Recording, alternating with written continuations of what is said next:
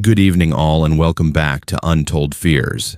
Tonight, we are traveling to one of the most desolate places left on Earth, a forgotten ghost city buried in ice and silence. In the ruins of Vorkuta, the wind does not only carry snow across empty streets, it carries the last whispers of those who never made it out. Abandoned apartments, frozen mine shafts, and crumbling factories stand as hollow monuments, but some say they are not as empty as they appear. From voices echoing through sealed tunnels to figures watching from broken windows, these are the 10 most disturbing true Vorkuta ghost town stories that still haunt investigators, locals, and the few who dare to wander there alone. If you are new here, make sure to subscribe to Untold Fears for daily true horror content that will keep you up at night. Hit that notification bell so you never miss when the darkness calls. The first time Caleb saw Vorkuta, it did not look like a town at all. It looked like a jagged wound carved into the snow, a cluster of broken concrete teeth jutting up from an endless white jaw. The sky was a dull slab of steel, the kind of sky that swallowed sound. He killed the engine of his truck and listened to the silence press in on him, heavy and expectant, as if the town were holding its breath. He was not supposed to be here long, just a routine winter inspection. That was what the contract had said. Check the structural integrity of one of the old mine access buildings, verify that the seals over the decommissioned shaft were intact, and send photos back to the company that had leased the land for some future, hypothetical project. It was easy money for someone who did not mind the cold and the isolation. Caleb did not mind either. At least, that was what he told himself. The building he needed was marked on his GPS as Structure 17, a squat rectangle on the outskirts of the ghost city. A single rusted door, most of the windows boarded up or smashed. As he approached, his boots crunching in the snow, he thought of how many people had passed through that doorway when this place was alive. Thousands of miners, day after day, each carrying their own worries, their own hopes, down into the dark. Now only the wind passed through. Inside, his breath fogged the air in quick, clouded bursts. The beam of his headlamp slid over flaking paint, collapsed lockers, a pile of helmets rotting in one corner. In the center of the room, an old metal table lay on its side, legs twisted. There was no obvious path down, no open shaft. Not even the grated elevator doors he had expected, just debris and dust. He set his backpack down and pulled out his handheld receiver, more out of habit than anything else. The company liked him to keep it on, monitor standard frequencies, be reachable. The device crackled in his gloved hand as he flicked it on. Static, a soft, cold hiss. He clipped it to his vest and moved on. It started as a faint pulse under the static, a tiny rhythmic stutter in the noise that made him pause mid-step. Caleb frowned, lifted the receiver closer to his ear, and turned slowly. The pulse grew stronger when he faced the back of the building, toward a wall where a row of dented lockers leaned at an angle, half buried in old snow that had drifted in through broken glass. He took a few steps that way. The sound sharpened, resolving into a repeating pattern. 3 beats, a pause, 3 beats again. It was not a voice, not at first, but something about the rhythm made his skin crawl. It reminded him of someone tapping on a pipe for help. There was a gap between 2 lockers, just wide enough for a man to squeeze through. Behind them, the wall did not look like a wall at all. It looked like a sheet of metal bolted over something else. The edges were rough, sealed with weld marks, long corroded. On the lower left corner, a patch had broken away, revealing darkness beyond. Caleb crouched and shone his light into the gap. Cold air breathed out at him, so cold it felt almost wet. His receiver hissed, and then very softly something under the static shifted. The beat stretched, elongated, as if someone were pushing words through frozen wires. 8. 8. He jerked back, heart punching against his ribs. That was ridiculous, he told himself. It was interference, maybe some distant transmission bouncing through the ionosphere, distorted beyond recognition. He had heard stranger things in remote places, but the receiver kept repeating that broken fragment, like a skip in a record. 8, 8. Caleb forced a laugh that sounded small in the empty room. "Someone is bored out there," he muttered, more for the sake of hearing his own voice. He checked the GPS again. The shaft for Structure 17 was supposed to be directly under this building. The welds, the plated-over wall, all suggested the access point had been sealed long ago. He could take his measurements, photograph the exterior, write in his report that everything looked secure. He could be back on the road before dark. That was the sensible thing to do. Instead, he found himself dragging one of the lockers aside, metal feet screeching against the concrete. The gap widened. His light cut deeper into the black, catching on a metal ladder bolted to the inside of a narrow vertical tunnel. Frost glistened on the rungs, thick and white. The receiver crackled again. This time the sound was unmistakable. A voice, thin as a razor blade, whispering through 100 miles of cold. "Gate 17, respond." Caleb stared into the darkness. Gate 17. This was Structure 17. No one should be using that designation now. The mine had been officially closed since before he was born. He swallowed, his throat suddenly dry, and lifted the receiver. This is Structure 17 inspection," he said, feeling foolish. "Identify." Nothing. Static surged, then dipped.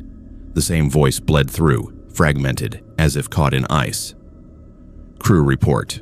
Roll call. Yashin, Belov, Morozov." Russian names, spoken in a clipped, bureaucratic tone. A log of people who did not exist anymore. Caleb listened, hand tightening around the device.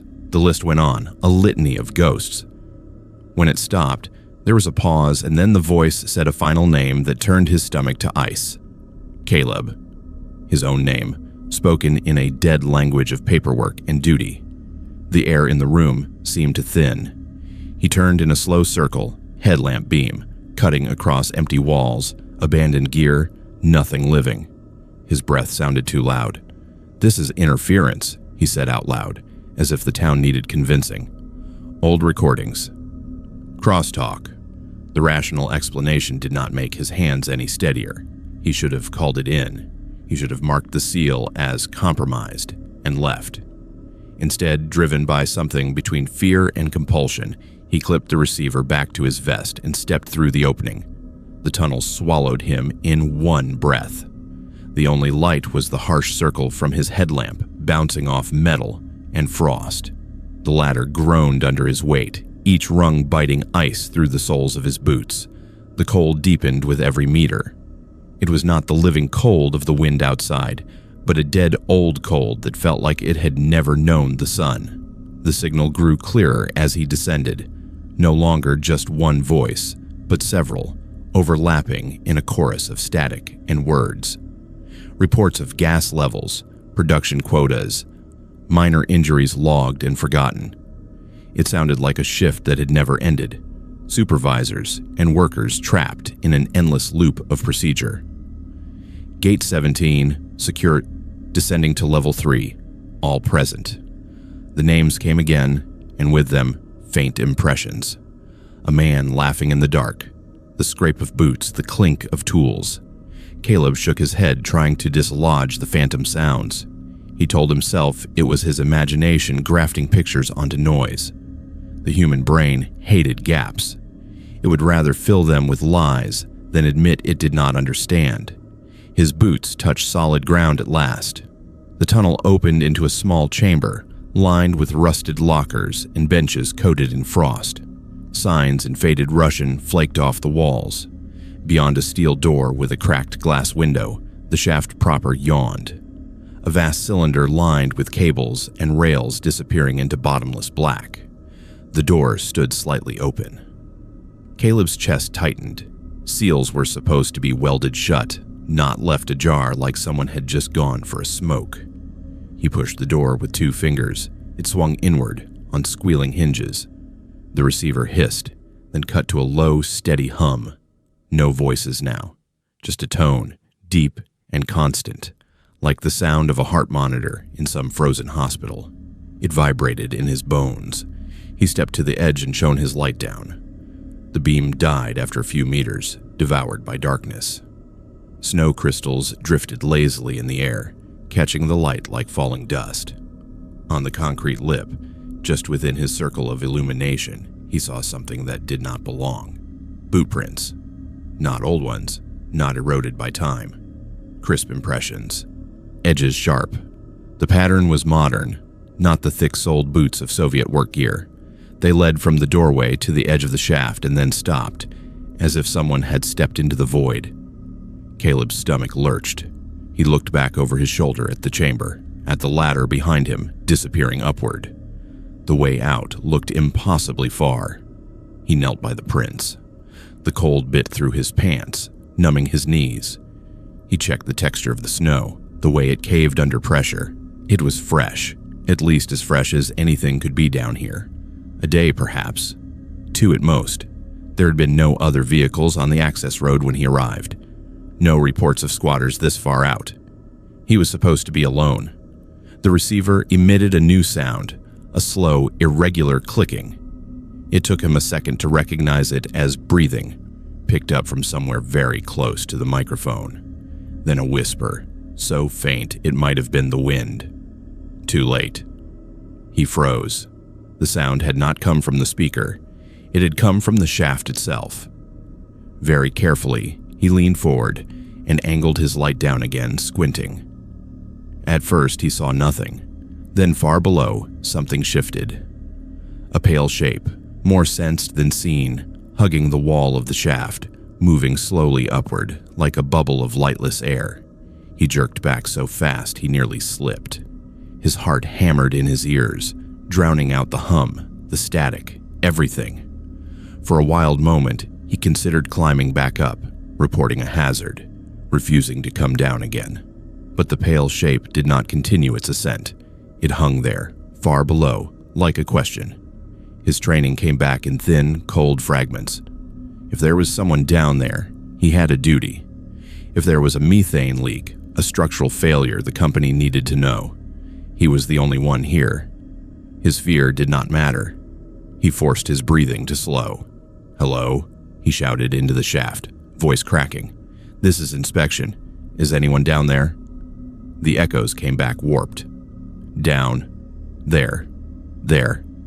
Then, after a heartbeat, an answer from the receiver, perfectly calm. "Caleb, report your position." It was his supervisor's voice, or close enough that his body reacted before his mind could argue. He lifted the device.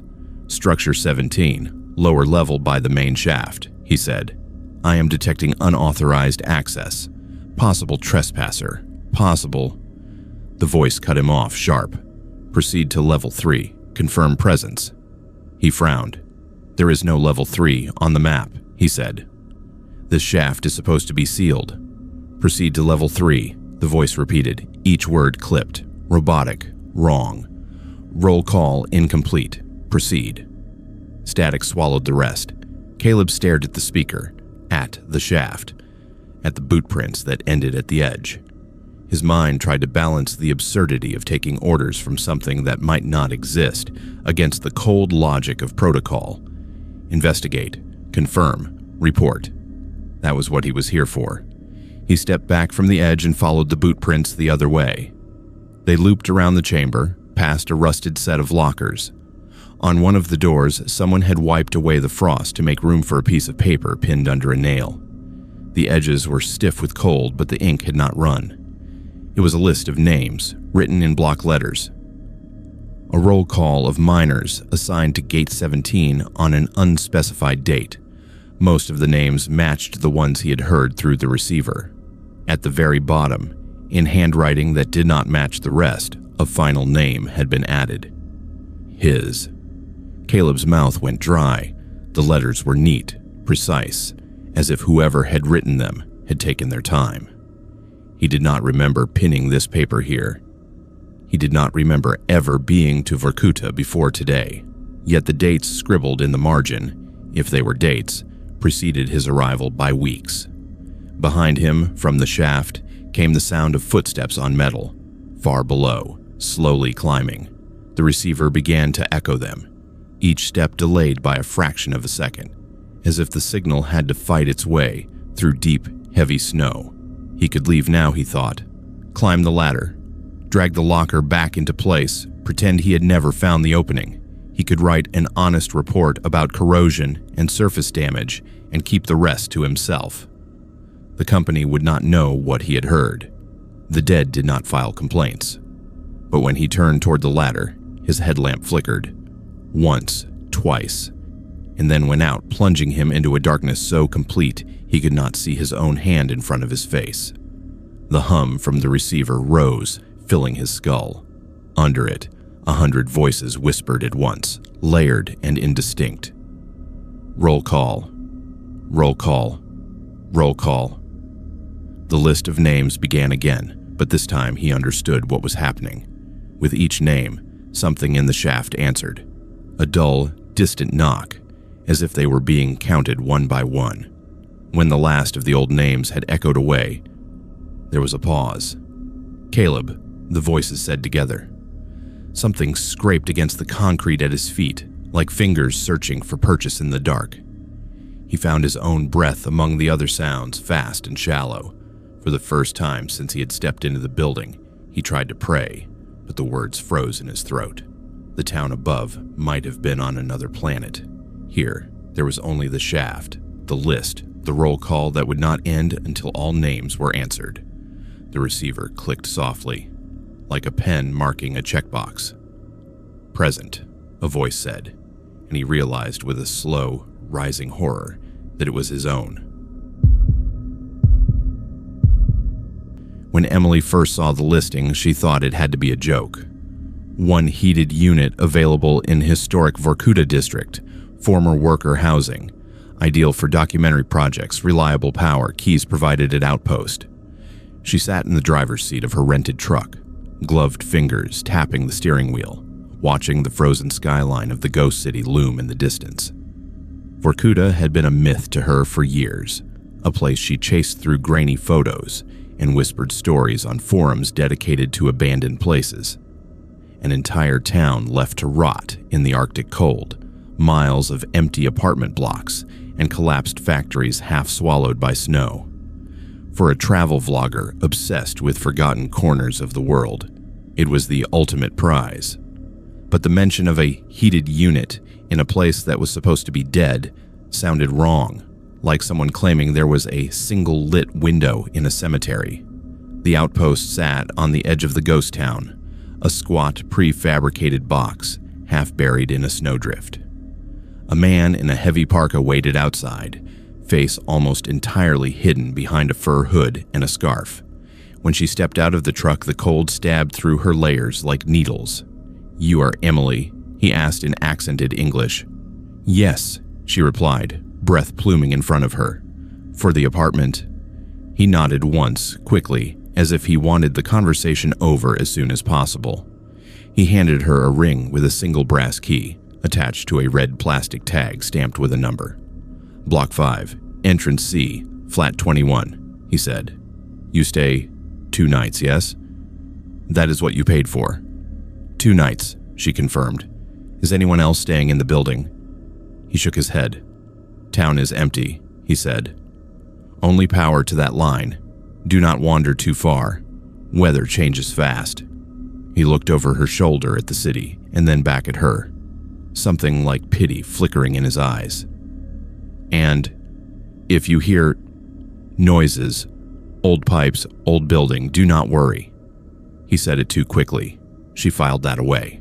The road into Vorkuta was a carved tunnel of white, walls of plowed snow rising on either side.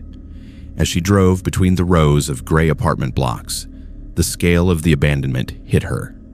Windows were smashed or boarded, balconies sagged, playground equipment rusted and half buried. It was as if someone had pressed pause on an entire life and walked away. Block 5 stood like all the others, a concrete slab with faded numbers above the door, graffiti in Russian scrawled across the front. The difference was subtle but unmistakable. a thin plume of steam rising from one corner of the roof, a faint yellow glow behind a couple of upper-floor windows. Her window. Emily parked as close as she could and hauled her gear inside. The stairwell smelled of dust and old smoke, the walls peeling, the floor littered with bits of plaster and ice. Her boots echoed as she climbed, each step sending a hollow thud up and down the shaft. Flat 21 was at the end of a dim corridor on the 3rd floor, the number plate hanging crookedly. She slid the key into the lock, feeling the stubborn resistance of metal that had not been turned much lately. Here it gave with a reluctant click. Warm air washed over her face as she stepped inside, startling after the brutal cold. The apartment was small, but not as ruined as she had expected. Someone had made an effort. The main room had a battered sofa, a small table, a single standing lamp. An electric heater hummed under the window, its orange coils glowing. The kitchen was a strip of chipped cabinets and an ancient stove. Beyond a narrow hall, a bedroom waited with a thin mattress on a metal frame and a wardrobe missing one door. She set her backpack down and turned slowly, filming a quick establishing shot. "Good evening, everyone," she said into the camera, voice still trembling with excitement and cold. "Welcome to Vorkuta, where the lights are not supposed to be on. I have just checked into what might be the loneliest Airbnb on the planet." She made herself laugh, but the sound came out too loud in the empty room. As the first hours passed, the apartment felt almost normal. The heater did its best against the encroaching cold, creating a small pocket of comfort in the vast frozen city. Emily unpacked her tripods and microphones, set up a main filming angle in the living room, and shot her planned intro. Outside, the light faded to a blue twilight and then to black. The world beyond the window became a smear of shadows and drifting snow. It was around midnight when she noticed the first thing out of place. She had left her camera bag by the door, neatly zipped, with her spare batteries and lens cloths tucked into their usual pockets. Now it sat in the center of the room, halfway between the door and the sofa, like someone had gently nudged it along. She frowned, kneeling to inspect it. The bag was still zipped. No signs of forced entry. The door was locked. She checked it twice. There was no one hiding in the tiny bathroom or behind the sagging wardrobe. The windows were sealed, ice crystals spiderwebbing the corners of the panes. "Probably kicked it myself," she muttered, though she knew she had not. Tired, long drive. She moved the bag back to its place by the door and went to bed, telling herself she would laugh about it in the morning. Sleep did not come easily. The building groaned and sighed around her, metal expanding and contracting with the temperature. Somewhere far off, a sheet of ice shifted and fell, the sound muffled but deep. The heater buzzed. The wind rattled something loose on the roof. And then, under all of that, she began to hear the rhythm. At first, it was just a soft, intermittent creak in the hallway, like someone stepping carefully, slowly, trying not to be heard. A shuffle, a pause, another shuffle. She lay very still, eyes open in the dark, counting the seconds between sounds. Her mind supplied the image. A person moving blind, hands skimming the wall, feeling their way towards her door. She sat up and snapped on the bedside lamp. The sound stopped instantly, as if it had been listening too. Old pipes, she told herself, echoing the man at the outpost. Old pipes and wind, that is all. She forced herself to get out of bed, walk to the door, and press her eye to the peephole. The hallway beyond was empty, lit by a single weak bulb, no shadows moving, no doors ajar. When she checked her phone later, the time read 3:17 a.m. In the morning, she found the camera bag again. It sat just inside the living room, a couple of feet closer to the bedroom door this time. Her tripod, which she had left braced near the window, now stood at a slight angle, its legs nudged a few inches as if someone had tried to point it toward the hallway. She stared at the arrangement, a quiet, tightening unease coiling in her stomach. "Okay," she said out loud, more firmly than she felt. "If this is a prank, it is not funny." She reset everything, this time taking photos on her phone to document where she had left her gear. Bag zipped by the door, tripod in the corner, microphones coiled neatly on the table. She locked the door and took a filmed walk through the nearby streets, the camera following her boots as they crunched through the snow between the hollow buildings. Vorkuta in daylight was strange but not supernatural. Just sad. Frozen laundry still hung from some balconies stiff as boards. A child's toy car lay half buried in a drift. The silence here felt heavy but not yet threatening. By the time she returned, the sun was already sagging toward the horizon, smearing the snow with long shadows.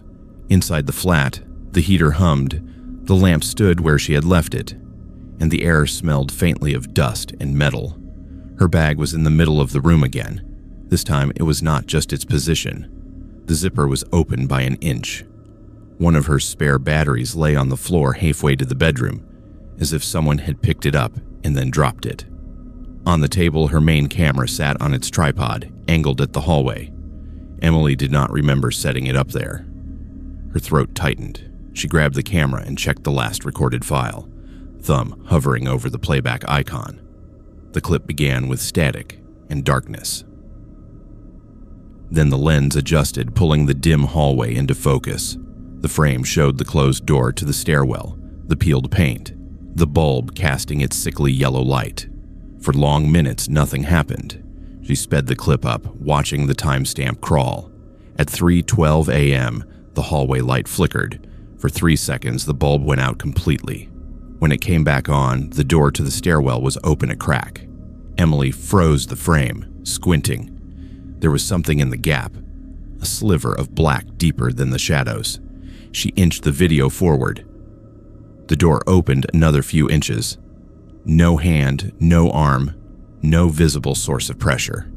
It simply moved as if pushed by an invisible shoulder. The light flickered again. When it stabilized, the door was shut. She scrubbed forward. At 3:17 a.m., the same time she had checked her phone the previous night, the camera shuddered slightly, as if something had brushed past the tripod. The microphone picked up a faint rasp, like fabric dragging against the wall. A moment later, the bedroom door in the background of the shot shifted. Not much, just enough to show the dark line of the frame, where before there had been none. And through it all, under the static, a murmur of sound she had not noticed at first. A voice, not in English, whispering in a steady, toneless rhythm. She slowed the audio and turned up the volume. The words were distorted, but one phrase repeated often enough that she could pick it out with the help of memories from language classes long ago. "Do not leave me," the voice said. "Do not forget me. Do not leave." Her skin prickled. She stopped the video and shut the camera off, resisting the urge to throw it across the room. "This is what you came for," she whispered to herself. "You wanted a story." The second night, she set up 2 cameras, one facing the hallway again, one in the bedroom, angled toward the bed, the window, and the door.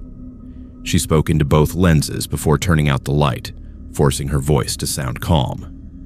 "This is Emily, second night in the Vorkuta apartment," she said. "If anyone, or anything wants to talk, I am listening." The dark felt thicker this time, as if it had learned something from her. She lay on the bed fully clothed, the glow from the heater painting a dull orange rectangle on the far wall. Outside the window, the world was a featureless black, punctured by drifting snowflakes when they brushed the glass. She closed her eyes. When she opened them, she was no longer in bed. Emily stood in the hallway, bare feet on the cold floor, fingers pressed against rough paint. The light above her head buzzed faintly, swinging a little on its chain. Both cameras were still on. She could see their red recording lights in the living room and bedroom behind her. Her body was moving, and she had no sense of having ordered it to move. Her arm lifted, hand flattening against the wall. Her fingertips traced along the plaster as she walked, slow, deliberate steps carrying her toward the end of the corridor. The door there did not have a number. The metal plate had been ripped off, leaving only 2 rusted screw holes. She watched her own hand reach out and curl around the knob, skin pale in the dirty light. "Stop," she tried to say. Her lips did not move. Her hand turned the knob. The door opened onto darkness. not the soft, familiar dark of a room without lights, but a black that seemed thick and full like smoke. For a moment she saw shapes in it, rows of beds, faces turned upward, mouths open in silent appeals. Then the dark surged forward, filling her vision, swallowing the hallway, the door, her own hands. The next thing she knew, she was sitting cross-legged on the bed, back against the wall, both cameras still recording. Her throat hurt as if she had been talking for hours. The clock on her phone read 4:03 a.m. Her memory of the hallway, of the door, hung in her mind like a half-remembered nightmare. Yet when she listened to the playback from the bedroom camera later, she heard her own voice clearly. It was not speaking English. In a flat, calm tone, she recited dates and names, places and events tied to the town, mine numbers, accident reports, censored incidents that had never appeared in any of her research. At one point, she saw herself smile faintly and say, in Russian, a phrase she understood perfectly. "Everyone leaves," she said. "We do not." On the footage from the hallway camera, the light stayed on the entire time. No doors opened. No mysterious dark room appeared at the end of the corridor. Emily never left the bedroom. The only movement in the shot was a slow, repeated shift of shadow beneath the peeling paint, as if something pressed against the wall from the other side, trying to follow her. She lasted until noon before she started packing. Logic told her to stay. This was incredible material, the kind of footage people lied and faked to get. Part of her knew she could build an entire new series around whatever was happening here. She could come back with a team with more equipment, with proper safety measures. Another part of her, older and quieter, knew that if she stayed one more night, she might not leave at all. As she zipped her bag, she noticed scratches on the inside of the bedroom door. She'd not seen them before. 4 parallel lines, roughly at the height of a hand, gouged into the wood. Above them, carved in shaky Cyrillic, was one word. "Stay." Emily put her hand over the letters. The grooves fit her fingers too well. On her last sweep through the apartment, she turned her camera on herself for a final message. "If you're seeing this," she said, "it means I decided I like being alive more than I like being famous. Something in that hallway wants company. It is very good at making you feel like you owe it your time. Do not come here alone. Do not sleep near the walls. And if you rent the only heated unit in an abandoned Soviet ghost town," she glanced toward the corridor, where the light flickered once, briefly, as if winking. "Understand that you are not the first to do so." She paused the recording and walked to the window. Outside, Vorkuta lay quiet under a fresh layer of snow, the traces of her arrival already half erased. For a moment, she thought she saw movement in one of the dark windows across the courtyard, the brief outline of a figure standing and watching her. She blinked. The shape was gone. On the drive out, the town receded in her rearview mirror until it was only a smudge against the horizon. The key to flat 21 lay on the passenger seat beside her. Red tag bright against the black upholstery. The man at the outpost had told her to drop it off, but now the idea of returning it made her stomach twist. At the first stretch of empty road, she rolled down the window and threw the key out into the snow. Months later, after she finally worked up the nerve to review all of the footage, Emily uploaded only a short video. Grainy shots of the exterior, a brief tour of the flat, a few nights of canned building noises. She said there were technical issues, that the most interesting recordings had somehow corrupted. The truth was more complicated. Some nights, when she watched back the raw file of herself, speaking in that flat, monotonous Russian she barely remembered learning, she caught something in the reflection of the window behind her. A second figure, standing just a little too close, head tilted against the glass as if listening. And on those nights, as she lay awake in her own cramped city apartment thousands of miles away, she would hear it again. A soft shuffle in the hallway, a hand brushing the wall toward her door. Nathan had been obsessed with ghost roads long before he ever heard the name Vorkuta. Growing up, his grandfather told him stories of phantom convoys seen on old European battle routes. Headlights cutting through fog where there were no cars, engines heard but never found. When Nathan became a history grad student, he discovered that most of those tales had a kernel of something real. A missing platoon, a blizzard, a cover-up. That sliver of reality made the folklore worse, not better. It meant something terrible had happened. It meant the earth remembered. Vorkuta, he discovered, had its own legend. On an obscure Russian forum, buried in a thread about industrial ghosts, someone mentioned the white convoy that appeared outside the ghost town during certain winter storms. A line of supply trucks, they wrote, caught forever in a blizzard on the day the camp tried to evacuate. According to the post, you could see their lights in the distance, hear their radios crackling with orders from a regime that no longer existed. They always seemed to be heading toward Vorkuta. Nathan printed the thread and pinned it above his desk. A few weeks later, his thesis proposal changed. The dry title sharpened into something stranger: Residual Phenomena and Folklore Along Soviet Industrial Routes. His advisor raised an eyebrow, but eventually signed off. The official research focus would be on how stories shaped memory of state violence and industrial disaster. The unofficial focus would be that convoy. He arrived in the region in late January, when the snow was deep and the days were short and gray. In the small town that still clung to the edge of the old industrial network, he rented a room over a grocery store and began the slow process of finding people willing to talk. Most of the younger residents shrugged when he asked about Vorkuta. It was just that dead place up the road, something their parents warned them away from. But when he mentioned the convoy, the older ones would sometimes go quiet, eyes flicking toward the window as if checking the weather. An old bus driver named Yuri finally agreed to meet him one evening in a cafe that smelled of cabbage and cheap coffee. The man's hands were swollen with age, veins like blue ropes under the skin. When Nathan switched on his recorder, Yuri glanced at it, then at him. "You came all this way for stories," he said. "You must not be afraid of ghosts." "I am afraid of bad sources," Nathan replied, which made the old man chuckle once. "For ghosts, you need fog," Yuri said. "For Vorkuta, you need snow. Very bad snow, not like this." He gestured to the window, where a light drift of flakes swirled lazily. "You need the kind that eats sound." He took a sip of coffee. "My father drove trucks for the camps," he continued. "He was not proud of it. He said the worst day of his life was the day they tried to move everyone out, when Moscow decided the whole thing was not worth it anymore. The convoy left late. Too many people, not enough vehicles. They loaded the sick first," he said.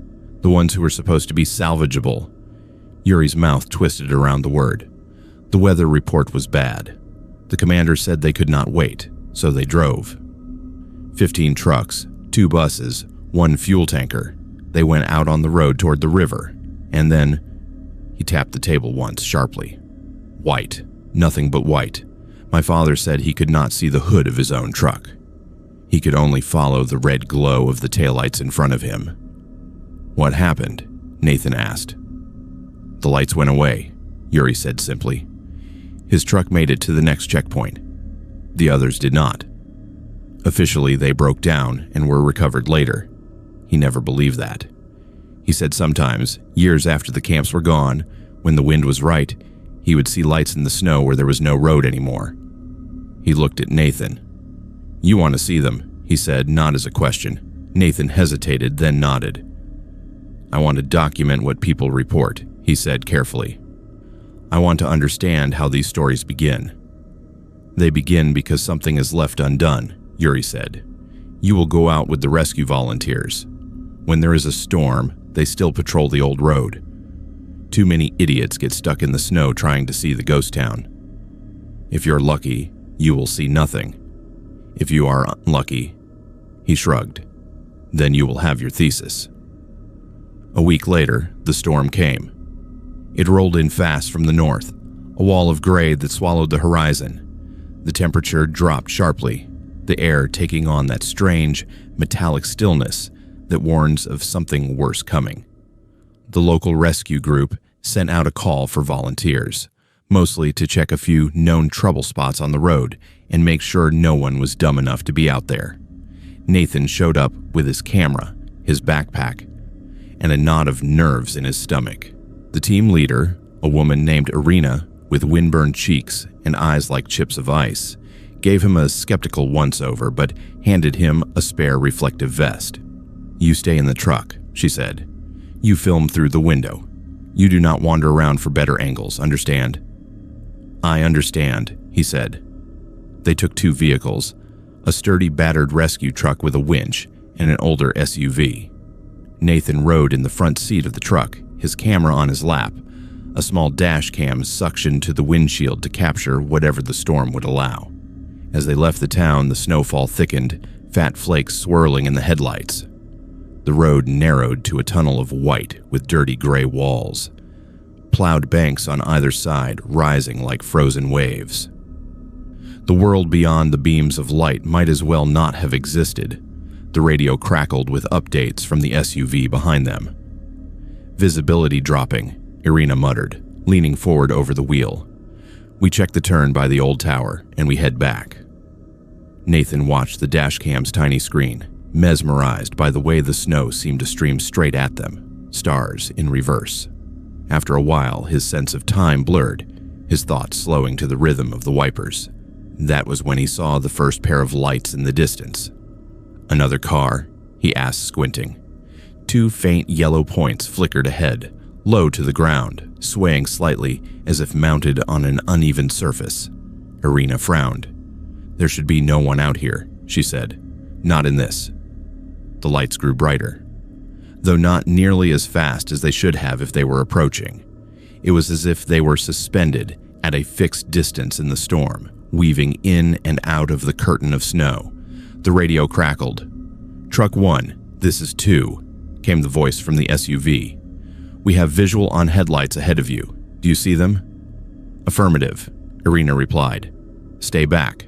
Maybe someone's stuck." Suddenly, more lights flickered into view, staggered along an invisible line. 4, 6, 8 pairs, some higher, some lower, like a staggered column of vehicles occupying a lane that no longer existed. Nathan's skin prickled. "Convoy," he whispered. Irina shot him a look. "There is no convoy," she said. "Road is closed." But the cameras did not care about official designations. The dashcam recorded the way the lights seemed to slide in and out of alignment with the road, sometimes too far left, sometimes drifting over what would have been the ditch. The radio hissed again, but this time the voice was not from the SUV. A burst of static, then a crackling string of syllables in Russian, the tone clipped and formal, like a dispatch reading from an old log. "Column 3, maintain formation. Report positions. Visibility 2 meters. Irina swore under her breath. "Interference," she muttered. "Old frequencies. Old towers. Ignore it." Nathan's heart hammered. He lifted his own camera, braced his elbows against the dashboard, and zoomed in as far as the lens would go. Through the grain and distortion of the snow, he could see shapes behind some of the lights, boxy silhouettes, the suggestion of hoods and cabs, edges blurred. No license plates, no modern running lights, just dull yellow beams, the kind used half a century ago. "Do not stop," Irina told the radio. "Repeat, do not stop for them." The voice that answered did not belong to anyone in their convoy.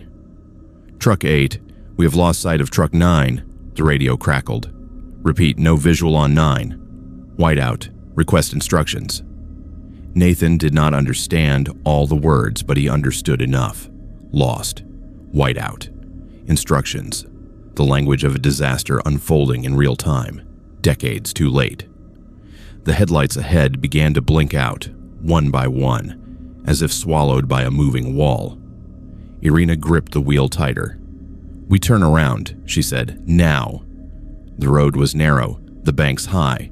Turning would mean a careful backing maneuver. trusting mirrors and memory in a world with no landmarks. As she eased off the accelerator, the truck shuddered slightly, tires slipping on packed snow. The dash cam flickered. For a heartbeat, the feed glitched, tearing the image into horizontal bands. In that momentary distortion, Nathan saw something that made his breath catch. The layers of snow and darkness peeled back like curtains. For that fraction of a second, the road ahead was not empty. It was crowded with vehicles, lined bumper to bumper, headlights burning in the suffocating whiteness. Men in heavy coats leaned out of cab windows, faces obscured by frost, mouths open in what might have been shouting. Figures huddled in the open backs of flatbed trucks, clutching at one another as the world howled around them. Then the glitch corrected. The road was empty again, save for the swirling snow and the phantom lights already fading into the storm. "Did you see that?" Nathan choked out. "I see too much," Irina said through clenched teeth. "I want to see home. Hold your camera steady. We do not come here again during a storm." The truck began a cautious reversal, the SUV behind them doing the same. The radio filled with static, then snatches of the convoy's dead chatter, overlapping with the present-day call signs of their own two vehicles. Orders to maintain speed, warnings about ice, a distant broken cry for help. "Truck 9, respond. Truck 9, respond." A long, flat tone answered, like a line gone dead. The trip back took twice as long as the journey out. By the time they reached the edge of town, Nathan's fingers ached with the tension of gripping his camera. The storm roared behind them, swallowing the road they had just traveled. The lights of the town looked unreal, small islands of color in a world of gray. In the garage, under harsh fluorescent bulbs, Irina killed the engine and sat for a moment, breathing hard. "You got what you wanted," she said finally, not looking at him. "Do not ask me to go out there with you again." Nathan could not answer. His ears were still full of the ghostly radio chatter, that overlapping chorus of orders and fear. When he closed his eyes, he saw the glitched image of the road, crowded with trucks that no longer existed. Men who had never been recorded in any official ledger as dead. Back in his rented room, he downloaded the footage immediately. The dashcam file was intact. The phantom lights were there, darting in and out of the storm. The momentary glitch was there too. Frame by frame, he stepped through that unnatural clarity.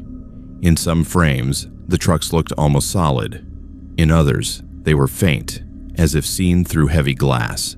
Faces blurred when he zoomed in, but the posture of the figures, braced against cold and terror, was unmistakable.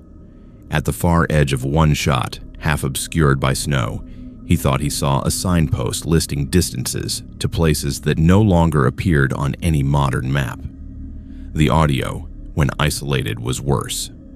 The old convoy chatter overlapped perfectly with the present-day radio network's idle hum, as if the two timelines had been run through the same channel. He translated what he could, filling in gaps with help from online archives. Visibility 0, following lights ahead.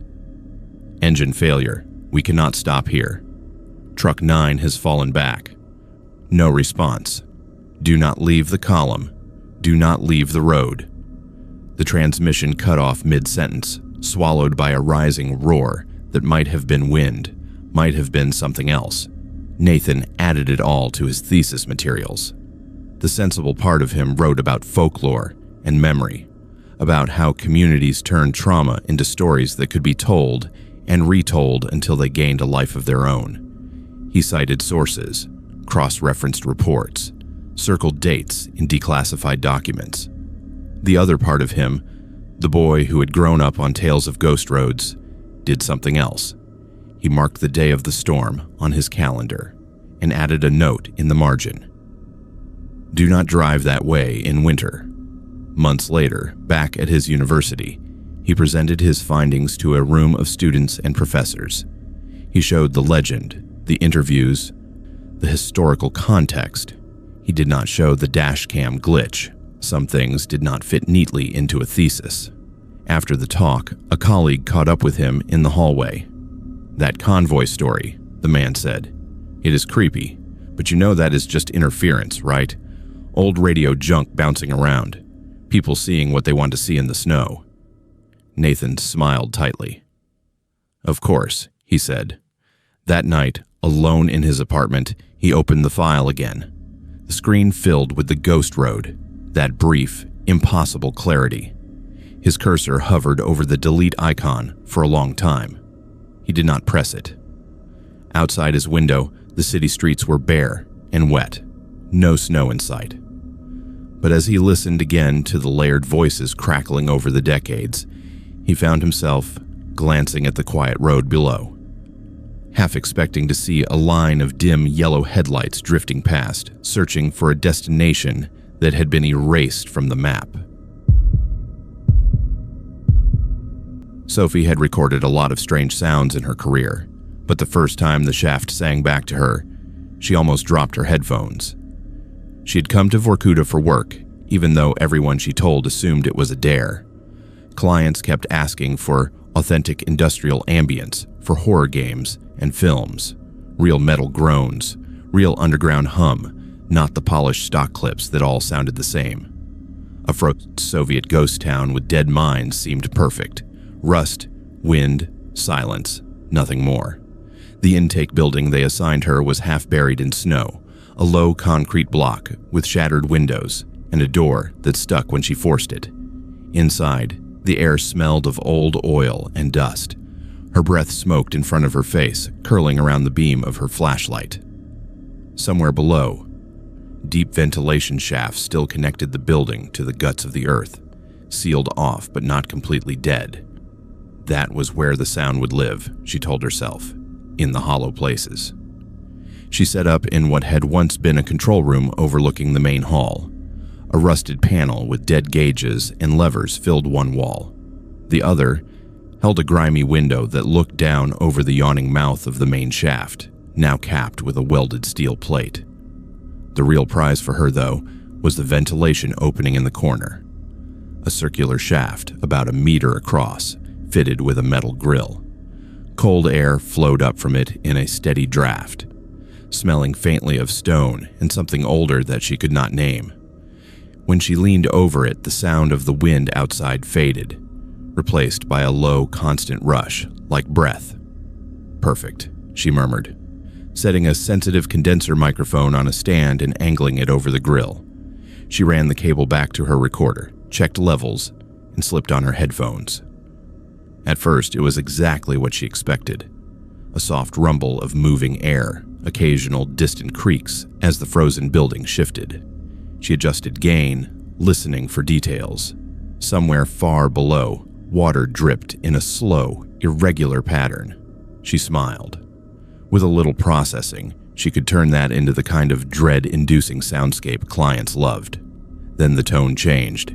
It happened gradually enough that her brain tried to explain it away. The pitch of the rushing air rose, just slightly, from a dull roar to something more focused, like a faint note being held. Her fingers hovered over the controls, ready to compensate for wind gusts. The note steadied. Other, thinner notes joined it, higher and lower, weaving together. Sophie froze. It was not wind. It was voices. Very distant, very faint, but unmistakable. The sound was too organized, too patterned. A chorus, or something like it, rising from deep below. Her first thought was rational. Old recordings. Some abandoned speaker system still wired to God knew what, echoing loops of worker songs or slogans down through rusted ductwork. Old Soviet mines were full of weird relics. She told herself that as she tweaked the gain, pulling the sound into sharper focus, the more she listened, the less that explanation fit. The voices were not clear enough for her to make out words, but she could hear breath between phrases. She could hear the swell of a line sung together, then the staggered fading as some voices dropped out sooner than others. Like tired people losing strength. The melody, if it was a melody, rose and fell in a minor pattern that made the hair on her arms stand up. She recorded 10 minutes without moving. When she finally hit stop, her hands shook. Outside, the sky had gone from gray to dark slate. Snow drifted sideways past the broken windows. Sophie huddled deeper into her coat and played the file back through speakers this time, letting the room fill with the distant, impossible sound. Alone in the dead control room, the effect was worse. It felt like being in an empty church while a choir sang under the floor. She dug her phone out, checked for reception, and found only a weak, flickering bar. No use searching for ventilation ghost choir Vorkuta. She laughed once, humorless, and told herself to be methodical. "Okay," she said, talking into her handheld recorder like she always did on solo jobs. "Control room, first test. Vent shaft is active acoustically. Possible residual air movement making tonal patterns. Need to analyze waveform." She connected the recorder to her laptop and pulled up the spectrogram. The screen painted the sound as color, bands of frequency, and time. Instead of the messy smear of random noise, she saw something disturbingly regular. Solid, distinct harmonics, stacked like the rungs of a ladder. Someone, or something, was making those tones deliberately. On impulse, she slowed the track to half speed, then to a quarter. The sound deepened, stretched, individual voices emerging from the mass like figures stepping out of fog. That was when she heard her own voice among them. "Do not go," it said, in perfect, unmistakable English. Sophie's stomach flipped. The words were buried under the others, but she would have known that voice anywhere. The slight rasp on the "not," the way the vowel in "go" dipped. She had edited herself for hours in voiceover sessions. There was no mistaking it. She rewound, heart pounding, and listened again. At normal speed, the phrase collapsed into the distant chorus, just another swell of sound. Slowed down, it surfaced, clear and pleading. "Do not go." She had not spoken those words into any microphone today. She was sure of that. The cold suddenly felt sharper, teeth closing around her spine. She forced herself to sit back, take her headphones off, and listen to the room. The shaft sounded like nothing but moving air now. The heater she had dragged in from the truck ticked softly as it fought a losing battle against the frozen air. Outside, the storm built. "Auto cue," she said to herself, forcing logic into her voice. "I'm primed for weirdness. I'm tired. I'm looking for patterns in noise." But even as she said it, she was leaning forward again, watching the spectrogram, waiting for another impossible voice. She did not have to wait long. The next phrase was not in English. It was a language she did not understand, the syllables rounded and heavy. She marked the time, labeled the clip, and made a note to send it to a linguist friend later. There was a shape to it, though. A rise on what sounded like a name. On the third pass, it came. Sophie. Hearing her own name spoken from a shaft that had been sealed for decades snapped something in her composure. She pushed her chair back so hard that it hit the dead control panel behind her with a clang. "I am done," she said out loud. She started to pack up, hands clumsy, coiling cables too quickly. The sensible thing was to leave, come back with someone else, write off the strange recording as an anomaly until she could explain it. She had done enough fieldwork to know when a place was under her skin. She grabbed the microphone stand to collapse it and yanked her hand back with a hiss. The metal was warm. Not lukewarm from the building's feeble heater.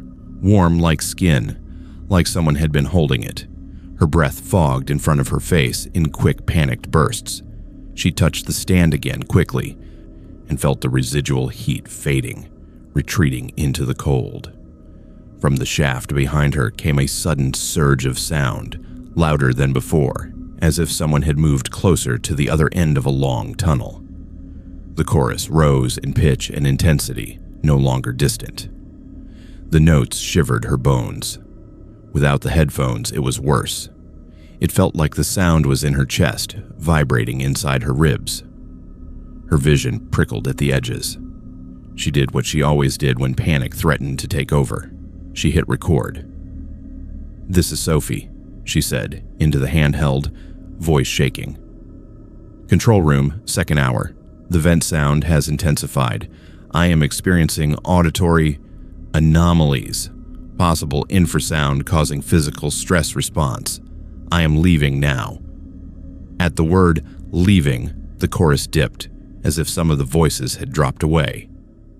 A single tone rose above the rest, thin and sharp as a filament stretching toward her. Her recorder picked up a new sound woven through it, a pattern like a heartbeat. Her heartbeat. She could hear it, out of sync with the one pounding in her ears. Slow, steady, calm. A body at rest. Sophie slung her bag over her shoulder, grabbed the recorder, and backed toward the door. Every step felt like moving against a current. The air seemed thicker, the sound dragging at her. At the threshold, she made the mistake of looking back. The shaft sat in its corner, unremarkable, a circle of darkness under a rusted grill. Nothing moved, no light, no swirling mist, just an opening in the floor, leading down into silent, icy stone. The chorus swelled. For a moment, superimposed over the shaft, she saw an image that made no physical sense. Rows of men in dirty work clothes standing in a narrow tunnel, heads tilted back, mouths open in song, their faces blurred, as if she were seeing them through rippling water. Their eyes, though, were clear, fixed on something above her, beyond her. The recording on her handheld cut out with a pop. The battery icon flashed empty, even though she had charged it fully that morning. Sophie bolted. The hallway outside seemed longer than before, the light from the open door shrinking behind her with each step. The wind slammed the outer door as she pushed through, the storm hitting her like a wall. Snow stung her face, clawed at her exposed skin. She fought her way to the truck, fingers numb as she fumbled with the keys. Only when she was back on the road, the building shrinking in the rearview mirror, did she realize she was still humming. Very softly under her breath, she was echoing a line she did not remember learning, in a language she could not speak. The melody was low, repetitive, built for endurance. She clamped her jaw shut so hard her teeth hurt. That night, in the cramped room she had rented in town, she checked her gear. The handheld recorder's battery, which had supposedly died in an instant, now showed full charge. The file was intact. The laptop held all of the tracks she had captured. The spectrogram looked the same. She listened once, all the way through, at normal speed.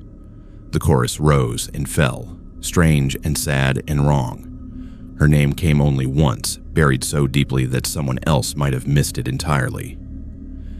She copied the files to 2 separate drives and labeled them with the date and coordinates. Then she closed her laptop and slid it under the bed, as if putting it physically somewhere else would keep the sound contained. In the months that followed, she used a few seconds of the vent tone, heavily processed, in a project.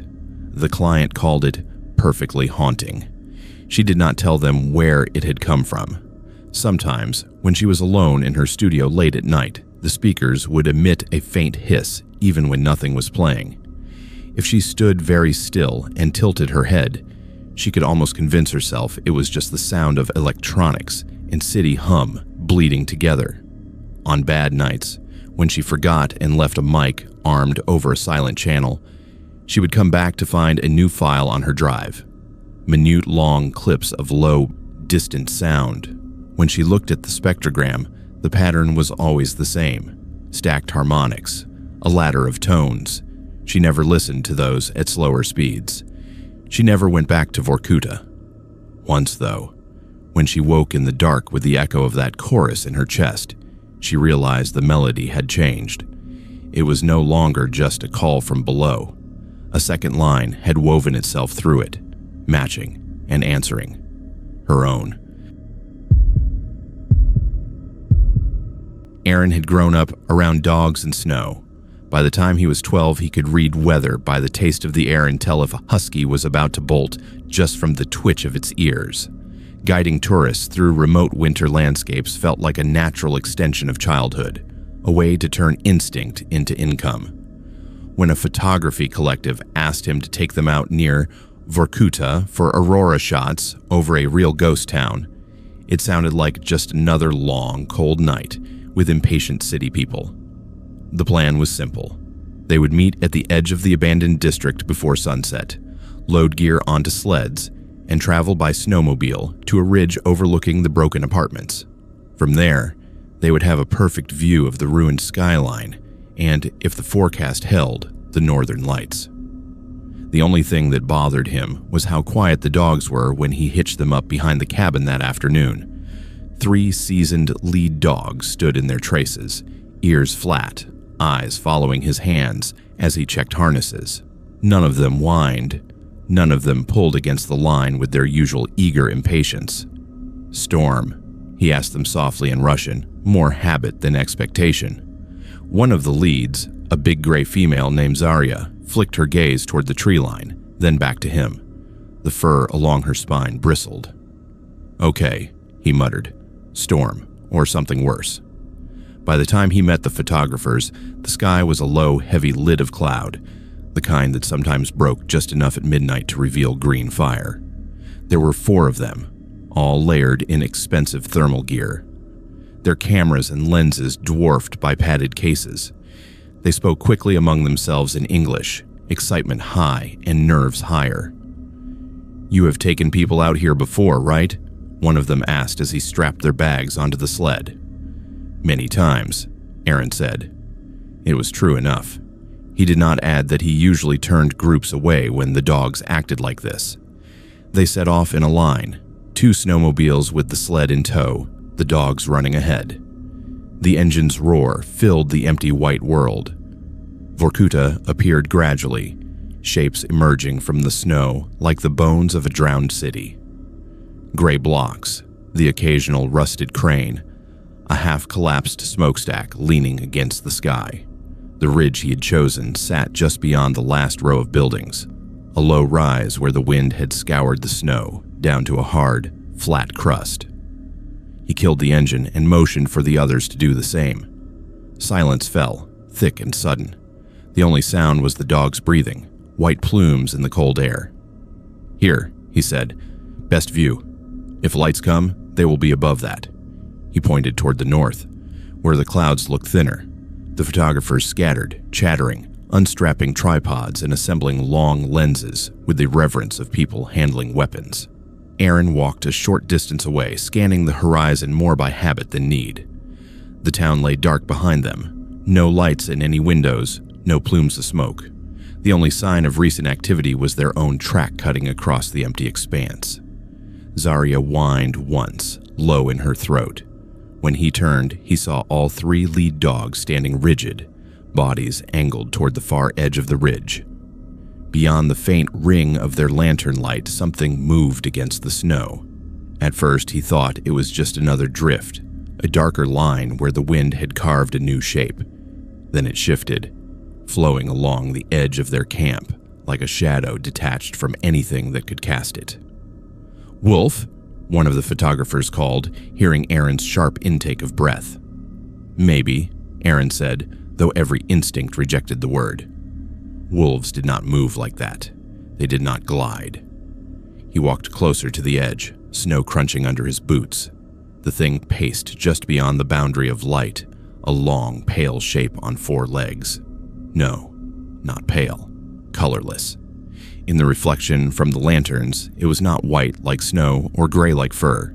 It was an absence of color, a hole cut out of the world.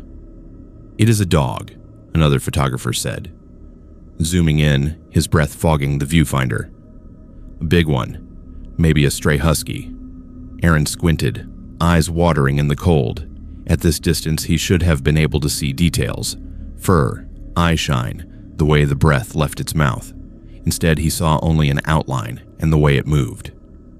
It paced along the semicircle of their light, never crossing into it, never stepping so far away that they could lose sight of it. At one point, it stopped and lifted its head, as if sniffing the air. Zarya growled, a low rumble that vibrated through the line. "Do you get strays this far out?" someone asked. "Sometimes," Aaron said. His voice sounded dull in his own ears. "But they leave tracks." He pointed at the snow where the thing had passed. The surface lay smooth and unbroken, just the wind's faint etchings. No paw prints, no disturbance at all.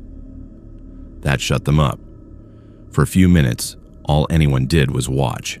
The thing kept moving, the same steady, unhurried pace, circling. Once, for a heartbeat, it seemed to glitch, its front half flowing forward, while its back half lagged behind, like a frame of film sticking in a projector before snapping back into place. One of the photographers cursed softly. "I swear," he said, eyes glued to his screen, "it is standing on two legs in this shot." Aaron crossed to him, taking the offered camera with hands he hoped did not tremble. On the tiny display, magnified and pixelated, the shape looked wrong. Upright, too tall, its spine bent at an angle no animal could maintain. Long forelimbs hung where arms should be, ending in something too delicate and too long to be paws. He blinked. When he looked again, the shape on the screen was back on four legs, head lowered. Around them, the air felt tighter, dry and thin, as if they had climbed a mountain. Aaron could feel the dog's anxiety in the taut lines of their harnesses. None of them barked. That was what scared him most. They wanted to, he could tell, but something in them refused. He remembered an old story his grandfather had told him as a boy. A snow warden that watched the edges of mining towns, a thing that hated when people tried to leave. Miners claimed they saw it pacing alongside their sleds when they smuggled goods or tried to desert. If you pretended not to see it, it let you go. If you ran, it followed. "You are not real," he said under his breath, not sure who he was talking to. The clouds thinned for a moment overhead, and a faint wash of green light bled through. The first hint of aurora. The photographers turned their lenses upward, exclamations of awe breaking the tension. For a few seconds, the world shrank to the sky. When Aaron looked back toward the edge of the ridge, the thing was gone. He scanned the far snow, the town, the dark gaps between buildings. Nothing. The horizon lay empty. Zarya's ears were still pinned back, but her tail loosened a fraction. Maybe it did not like the lights, someone joked weakly. "Maybe," Aaron said. He got them through the rest of the shoot without incident. The aurora strengthened, curtains of green and violet rippling over the broken city. The photographers forgot their fear in their work, their shutters clicking in frantic bursts. Aaron watched the dogs, the town, the perimeter. The sense of being observed by something just beyond comprehension never fully left. On the way back, the snowmobiles roared across their own tracks. The dogs ran with more of their usual enthusiasm, tongues lolling, breath streaming. The ridge shrank behind them. At one point, curiosity got the better of one of the photographers. "Do you have any legends about this place?" he shouted over the engine noise, leaning close. Aaron hesitated, then shook his head. "Just weather and bad luck," he shouted back. "That is enough." He dropped them at their lodging and drove home alone, the snowmobile's headlights cutting a narrow tunnel through the dark. At the gate of his property, he killed the engine and sat for a moment in the sudden silence. The feeling of being watched settled on him again, heavier now that he was alone. Slowly, he turned in his seat and looked back down the track. Far down the path, just at the edge of his light's reach, stood a tall, thin shape. For an instant it seemed upright too long, joints bent wrong. As the light brushed it, it dropped onto all fours, its outline softening into the suggestion of a dog. No breath steamed from its mouth. No eyes shone. It was a gap cut out of the night. Aaron restarted the engine so fast his fingers slipped on the key. Later, inside his small cabin with the door bolted and the stove roaring, he transferred the photographer's backup files to his computer, as agreed. Curiosity made him open one folder marked Vorkuta Ridge, Candid.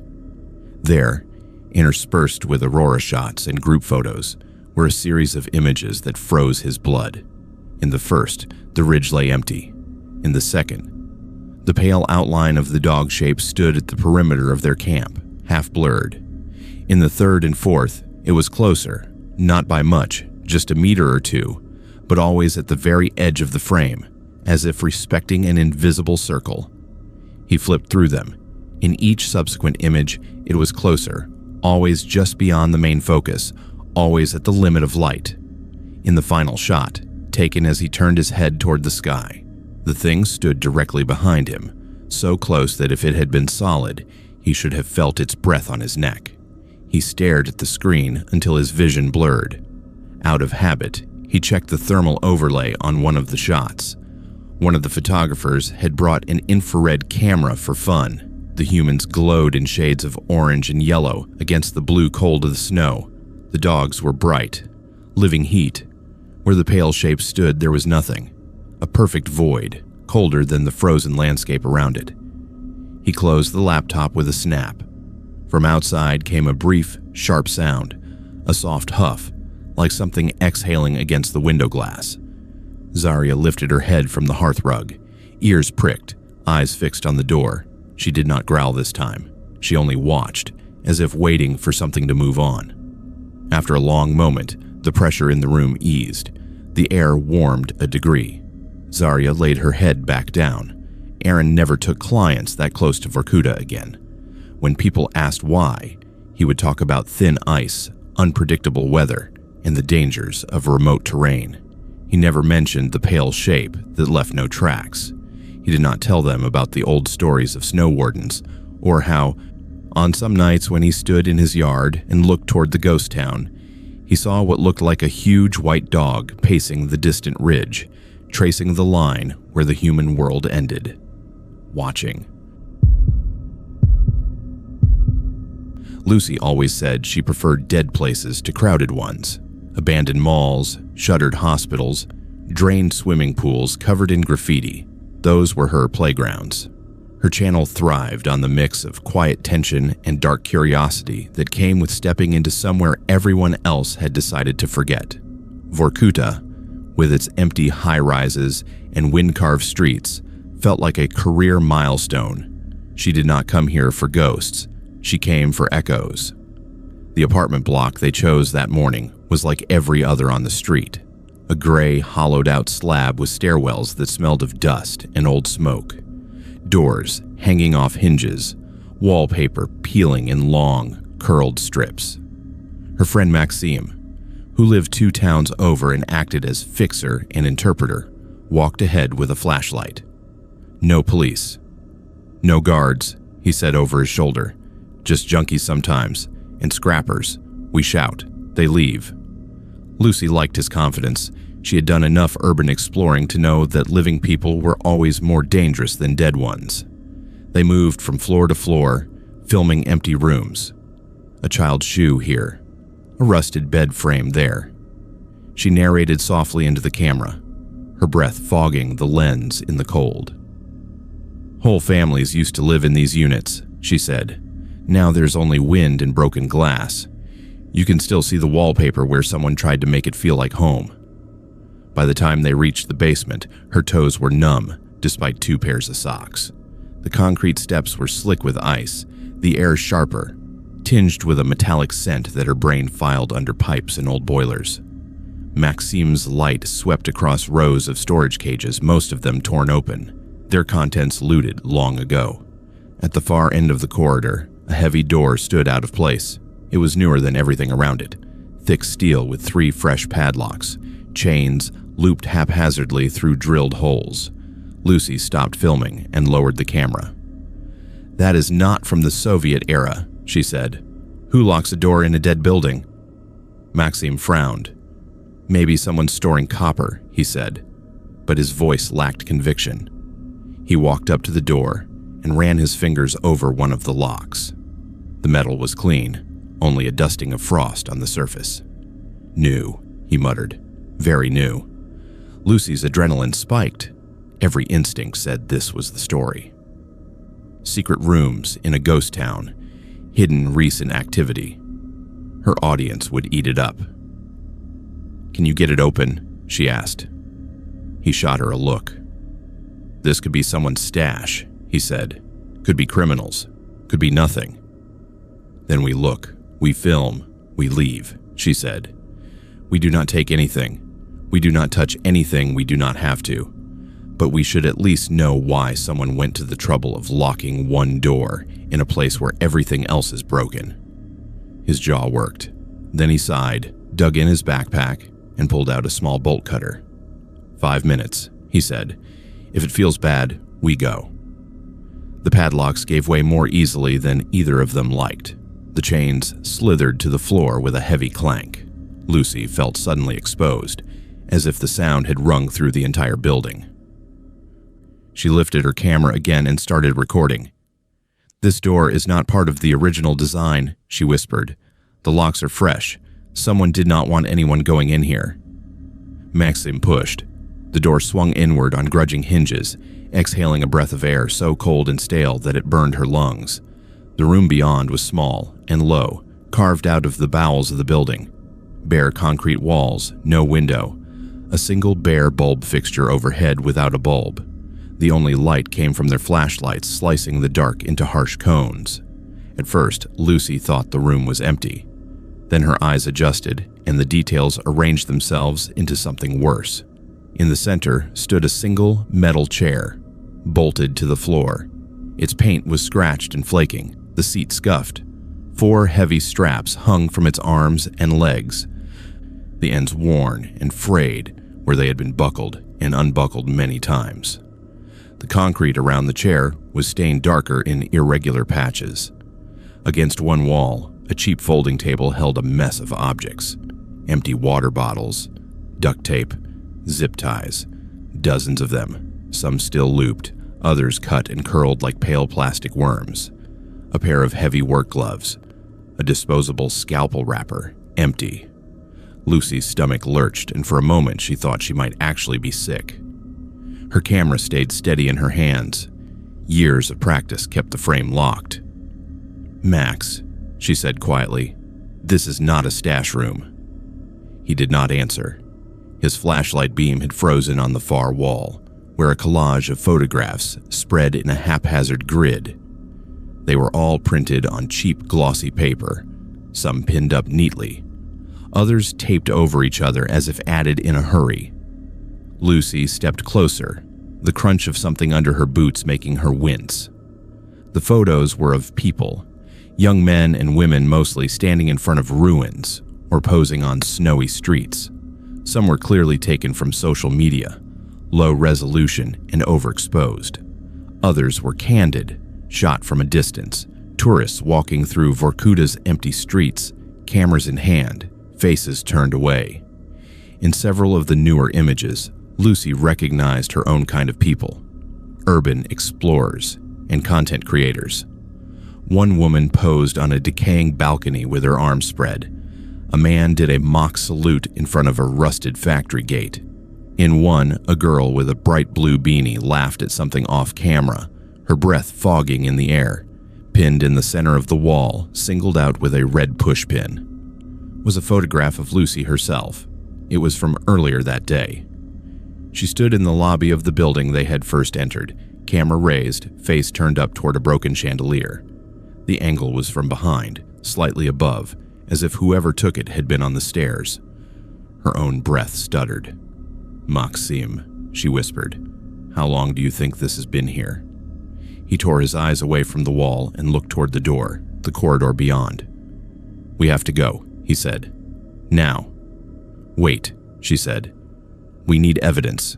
We need to not be here when whoever uses this room comes back," he snapped. His voice came out harsher than she had ever heard it. "Lucy, listen to me. This is not just a creepy setup. This is a place where someone has been tying people to a chair." He was right. The stains on the floor, the restraints, the way the photos were arranged like a hunting board, it all pointed to something active, recent, and very human. She forced herself to sweep the room once more with her lens, quick and clinical. The chair, the table, the wall. On the table, she noticed a burner phone, its cheap plastic case cracked, screen dark. Next to it lay a stack of flyers, folded in half. She picked one up with gloved fingers. It was in English and Russian, advertising exclusive access to forbidden zones, extreme urban exploration in Vorkuta, limited spots. An email address and a telegram handle sat at the bottom. Someone had been luring people here. Her stomach flipped again, but there was no time to dig deeper. Somewhere above them, a door slammed. the dull echo rolling down through the building's bones. Footsteps followed, muffled but unmistakable. "Go," Maxime hissed. They slipped out of the room, pulled the door shut as quietly as they could, and left the broken chains lying on the floor. The basement corridor seemed twice as long now, every shadow a potential outline. Lucy kept the camera running, more out of habit than intention, capturing the jitter of flashlight beams and the ragged sound of their breathing. On the second floor landing, they froze as voices drifted down. Male, speaking Russian, the words indistinct but the tone casual, not ghosts. Real men. Close enough that Lucy could hear the scrape of a boot on concrete. Maxim gestured sharply, pointing to a half-open door. They slipped into an empty flat, pressing themselves against the wall. The voices passed in the stairwell outside. 2 sets of footsteps, maybe 3. One of them laughed. Lucy realized, with a sick jolt, that if they had taken 10 seconds longer in that room, they would have met whoever had laughed. The footsteps faded upward. Above, somewhere, another door opened, hinges protesting. They waited a full 2 minutes by the glow of the flashlight turned down low, counting heartbeats, before moving again. When they finally stepped out into the gray afternoon, the sky felt too bright. The wind on her face felt unreal. The whole building loomed behind them, its dark windows like watching eyes. Only when they reached the safety of the truck did Lucy let herself shake. "What do we do?" she asked, voice thin. "Police? In this region?" Maxim rubbed his face. "We try. Maybe they care, maybe they do not. But we have video. We have photos. We give them everything. And you do not post anything until we see what they do." She nodded, clutching the camera like a lifeline. The thought of turning the footage into content made her nauseous. This was beyond abandoned beauty and thrill-seeking. This was a place where someone had turned a ghost town into their own hunting ground. That night, in the small apartment where she and Maxime sorted files, they pulled still frames from the footage. The chair, the restraints, the wall of victims, her own photo in the center. In one shot, as she enhanced the contrast to make out a face in the collage, a detail surfaced that she had missed. On the edge of the board, half covered by newer photos, there was an older picture of the same room. The chair was there, newer and cleaner then, the concrete unstained. On the wall behind it, someone had written a sentence in thick black marker, later covered by pinned images. She zoomed in until the pixels blurred, until she could just make out the phrase between 2 pieces of tape. "No one looks for what is already forgotten." She sat back, throat tight. The police did come, eventually. They took statements, copies of the footage, coordinates. They said all the right words: investigation, follow-up, patrols. Months later, an email from Maxim told her that an arrest had been made in connection with missing tourists. A man who lived alone on the outskirts of the nearest town, who owned cutting tools and burner phones, and had a history of violence. They did not mention the room in Vorkuta. They did not have to. She saw it every time she closed her eyes. Lucy did not post the video. Instead, she recorded a different one. In her own apartment, the background deliberately plain. "If you ever think about exploring Vorkuta alone," she told the camera, "understand that the danger there is not just rusted stairs and collapsing ceilings. Some people choose places like that because no one will hear you if you scream. Because everyone assumes anything bad that happens, there is just an accident in a dead town." She paused, fingers tightening around the mug she held just off frame. "You can walk through a place that feels forgotten," she said, "and still be exactly where someone is watching." On her hard drive, in a folder marked with a date and a single word, "Cellar," the original footage stayed untouched. Sometimes she thought about deleting it, erasing the chair, the wall, her own picture pinned like a target. She never did. On the nights when the memory of that cold little room crept back strongest, she would wake with the sensation of a metal strap tightening around her wrist, the smell of concrete and cheap plastic in her nose, In those moments, the knowledge that the room existed, that she had seen it, felt less like a burden and more like a responsibility. Places like Vorkuta made people careless. Somewhere beneath those layers of snow and silence, someone had counted on that. Daniel always told himself that the long haul cured you of superstition. When you spent most of your life staring at the white line, rolling through nights and dawns that all looked the same, stories about ghost lights and vanishing hitchhikers turned into just that, stories. He listened to them on late-night radio, laughed with other drivers at greasy tables, and then went back to counting kilometers and fuel stops.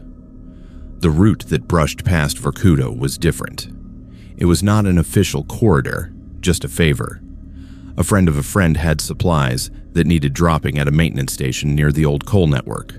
One extra pallet, a bit off the main run, cash payment. Daniel had checked the forecast, the fuel, the road reports. Clear enough, cold but clear. No storms expected until the next day. He reached the turnoff late in the afternoon, the sun already low, a pale disk behind thin clouds. The main highway sagged away behind him. Ahead, the smaller road cut across rolling white emptiness, a dark scar with drifted edges. His cab smelled of coffee and old pine air freshener. The radio muttered faintly, some regional station fading in and out. He flexed his fingers on the wheel and eased the truck onto the side road, the trailer swinging obediently behind. For the first few kilometers, it was just another strip of asphalt in winter. Snowbanks rose on either side, scrub trees hunched under their own weight. Far ahead, he could see the suggestion of a smokestack, thin against the sky. Then he saw the man. He appeared on the shoulder as suddenly as if someone had pulled back a curtain. One moment the road was empty. The next, a figure walked with his back to the truck, hands jammed into the pockets of a thin jacket. No hat, no gloves, nothing but worn pants and boots dusted with powder. Daniel's foot hit the brake by instinct. In weather like this, someone dressed like that was already courting death. The truck rumbled, slowing. He flashed his high beams once. The man turned and raised an arm, not quite a wave, more an acknowledgement. His face was younger than Daniel expected, late 20s maybe, with dark hair and a pallor that could have been cold or exhaustion. He did not look drunk. He did not look particularly surprised to see a truck. Daniel sighed, checked his mirrors, and coasted to a stop a few meters ahead, hazards blinking. The rules and warnings he had heard for years, do not pick up strangers, especially on remote roads, ran through his head. So did the image of what would happen to a man in that jacket if he had to walk the next 20 kilometers in falling temperatures. He leaned over and opened the passenger door. "Where are you headed?" he called, breath steaming. The man climbed up smoothly, movements stiff but controlled, and settled into the seat with an almost exaggerated care. "Toward the smoke," he said, nodding ahead. His Russian carried an old, flat accent. "I used to live where the smokestacks hum." Daniel glanced at him. "There is not much hum there anymore," he said. "Just rust." The man smiled faintly, eyes on the windshield. "There is always something humming," he said, "even when they say it is finished."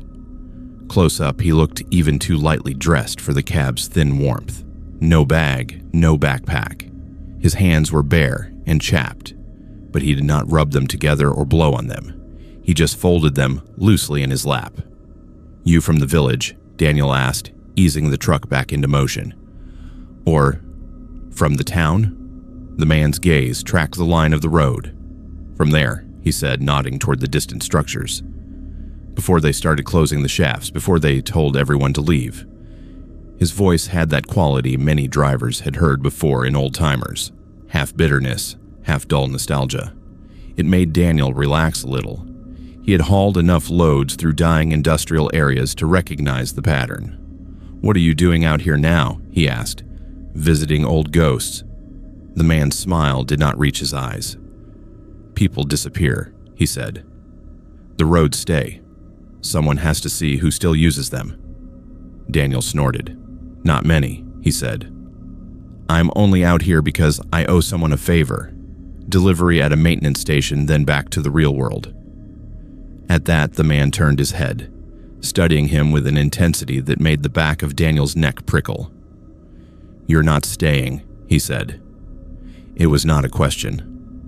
"No," Daniel said, adjusting his grip. "Drop sign, go. This place is for engines and ghosts, not for me." The man looked back at the road. "Good," he said softly. "Do not stay when the snow starts talking." The phrase lodged in Daniel's mind like a splinter. "What do you mean, talking?" he said, trying to keep his tone light. "You will hear it if you stop in the wrong place," the man said. "Voices under the wind. They tell you things. Ask you to step down just for a moment, to check something, to look." He paused. "Many did," he added. "They did not come back." Daniel remembered then a half-heard story over coffee in some roadside cafe. A cluster of disappearances years ago. Workers, travelers, a surveyor. People whose abandoned vehicles had been found idling at the edge of the network. Doors open, tracks leading a few steps into snow, and then nothing. "Old tales," he said. "You live in a place like this. You start hearing too much wind, and you invent voices to keep you company." "Maybe," the man said. "Or maybe the company was already there." The road dipped and rose. The maintenance station appeared gradually. A squat concrete box with a radio tower, a drifted fence, a light over the door that glowed a tired yellow. Relief loosened something in Daniel's shoulders. Civilization, or at least its minimal outline. He slowed. "You want out here?" he asked. "Somebody you know." The man's gaze lingered on the tower. "I will walk from the turn," he said. "You can stop before they see you if you like. Fewer questions." Daniel considered arguing, then let it go. Maybe the guy owed someone money. Maybe he was not supposed to be here. Not his business. He eased the truck to the side before the station drive, engine idling low. "This is it," he said. The man nodded once, then opened the door without fumbling, without even seeming to feel the rush of cold air that knifed into the cab. He climbed down with that same careful grace and stood for a moment on the packed snow, one hand resting lightly on the doorframe. "Be careful on the way back," he said. "If the road goes quiet, keep driving, and do not listen if it says your name." Daniel forced a chuckle. "I will keep the radio loud," he said. The man's expression did not change. "Radios go quiet first," he said. "Goodbye, Daniel." Hearing his own name from a stranger's mouth made Daniel's skin crawl. He opened his mouth to ask how he knew it, but the man had already stepped back, closing the door with a firm, final clunk. For a second, the figure stood in the side mirror, small against the white. Then Daniel rolled forward, focusing on the station. In the mirror, the man shrank, blurred, vanished behind the rise. Paperwork took longer than it should have. Forms, signatures, a brief argument about weight. By the time Daniel turned the truck around and headed back toward the main road, the sky had dropped lower. Fine snowflakes began to streak toward the windshield, catching the beams in frenetic lines. The road felt different, going back, narrower, the snowbanks higher. The radio hissed and then cut out entirely, leaving only the rumble of the engine and the crunch of tires. After a while, he realized he was checking the passenger seat more often than usual, half expecting to see someone there. "Pull yourself together," he muttered. "Guy probably cut across to some shack." Kilometers slid by. The snowfall thickened, softening the world to a tunnel of gray. The edges of the road blurred. His eyelids felt heavy, vision going soft at the corners. He rolled down his window a crack, letting the cold slap him awake. That was when the silence fell. Not the natural sort, not the way a station fades when you drive out of range. This was sudden and total, like someone had dropped a blanket over the cab. The engine sound flattened. The faint rattle in the dashboard stopped. Even the whisper of snow against the windshield seemed to dim. For a heartbeat, there was nothing. Then, very softly, under the remaining hum, he heard his name. Daniel. It did not come from the seat beside him. It did not come from the radio. It seemed to rise from the road itself, from the white fields pressing in on either side. He gripped the wheel, knuckles white. Fatigue, he snapped at himself. You're tired. You're hearing echoes. Daniel, the voice said again, clearer this time. It was not the hitchhikers. It sounded like his mother. Then, a moment later, like his first driving instructor. Then like the dispatcher at the depot. Stop a moment, it said, in a chorus of borrowed tones. Check the back. Something is loose. Just a minute. He could picture it. Pulling over, hazards blinking, door open to the cold. Snow under his boots, the trailer looming behind like a dark cliff. The small, simple, domesticated act of walking back to check a strap. He realized, with a cold clarity, that he wanted to. Not out of concern for the load, out of a thick, irrational need to put his feet on the still surface, to feel something solid that was not vibrating under him. His hand twitched toward the indicator. In the mirror, for one impossible second, he saw the hitchhiker again. The same thin jacket, the same dark hair, standing in the center of the road behind the truck.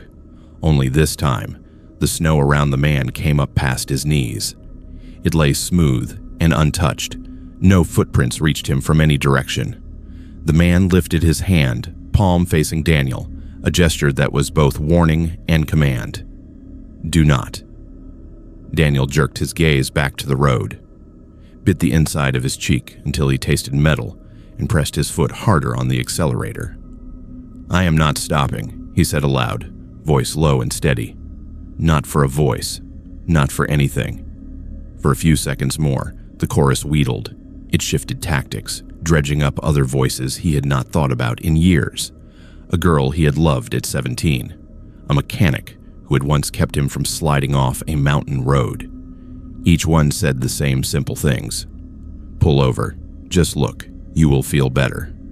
He focused on the lane, on the faint reflectors buried in the bank, on the red digits of his speed. The truck vibrated under him, a familiar living thing. As long as it moved, as long as the wheels turned, he was safely inside its humming bubble of reality. Gradually, the pressure eased. The voices thinned, then unraveled, dissolving back into the ordinary sounds of the cab. The radio flickered and came back to life mid-song, as if nothing had happened. The engine regained its old rumble. Daniel let out a breath he had not realized he was holding. By the time he reached the main highway again, the snow had thinned to flurries. Other vehicles appeared, headlights, taillights, the comfort of company. At the next truck stop, under harsh fluorescent lights, he parked and climbed down on shaky legs. As he crossed the lot toward the diner, he glanced back at the trailer. The doors were shut tight, the straps secure, nothing had shifted. Inside, over coffee that tasted like hot metal. Another driver he half knew nodded at him. You came from the north? The man asked. Toward the pits. Daniel hesitated. Quick drop, he said. Strange road. The other man grunted. People go missing on that stretch, he said. Some just walk off, leave everything running. Not lately, but enough times to make a story. He stirred his coffee. Do not listen if the snow calls you, he added, almost as an afterthought. They say once you step off the road, the ground does not like to give you back. Later, in the small bunk behind his cab, Daniel dreamed of standing in an endless white field with no truck, no road, nothing to orient him. The snow under his boots was flat and thin, but when he shifted his weight, it gave slightly, like the surface of deep cold water. In the distance, just at the limit of sight, a figure in a thin jacket watched him and shook its head once, slowly. In the morning, with the heater ticking and the highway waking up around him, he told himself the hitchhiker had been just a man with cold hands and old stories, that the voices had been fatigue and a trick of the mind. Even so, months later, when the route planner offered him another favor run near Vorkuta, he declined without thinking. No, he said, fingers tightening on the phone. Find someone else. I do not drive where the road talks. Olivia told herself it was just a building. A decaying workers' hostel on the edge of Vorkuta, 4 stories of stained concrete and broken windows.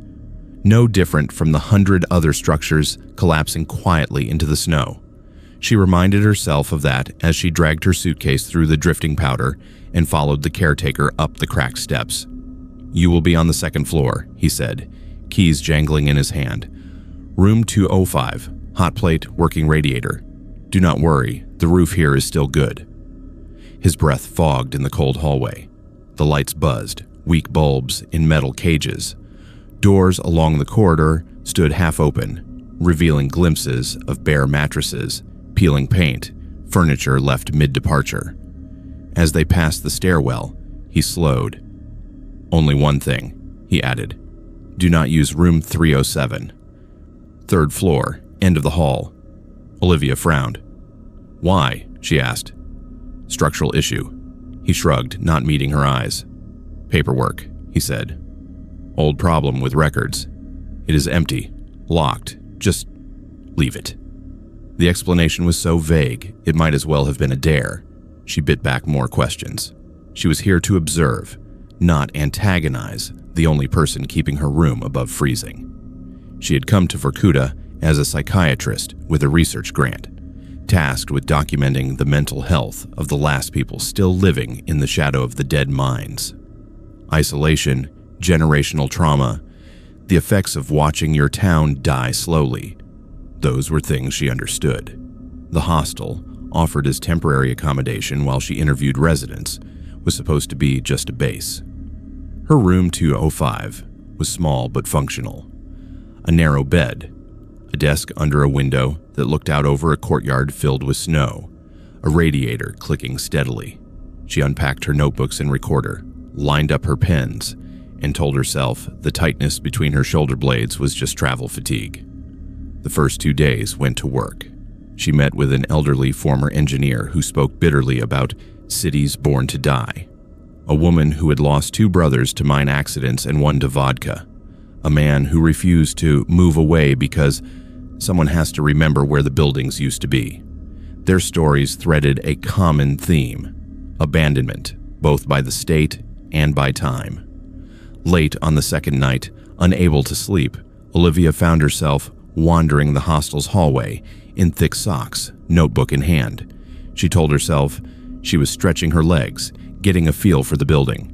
The truth was, the phrase paperwork problem kept circling her mind like a persistent fly. On the 3rd floor, the air felt colder.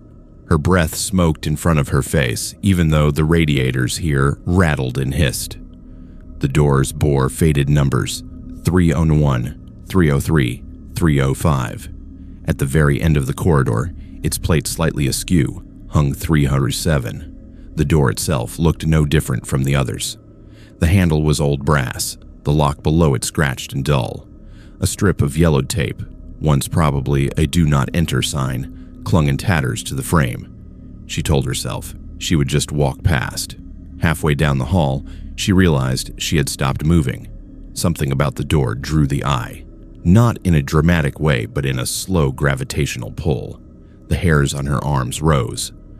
Olivia lifted her notebook, more as a shield than anything else, and forced herself to keep walking.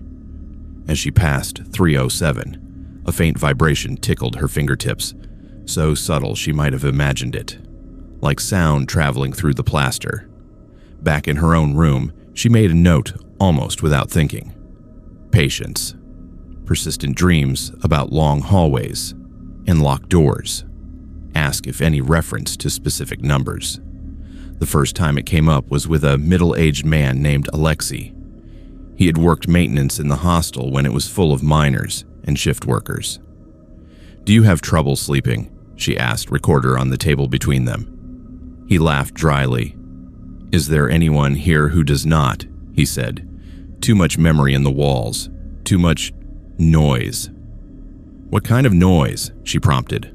"Footsteps, doors, singing sometimes." He wrinkled his nose. "But not from now. Like an old record under everything, and dreams." "What do you dream about?" Olivia asked. "A corridor," he said slowly. "Like this one, but longer. All the doors the same. I walk and walk, but I end up at the same door. 307. He lifted his shoulders. Always the same number. It is stupid. Her pen halted. Have you ever stayed in that room? She asked casually. He shook his head.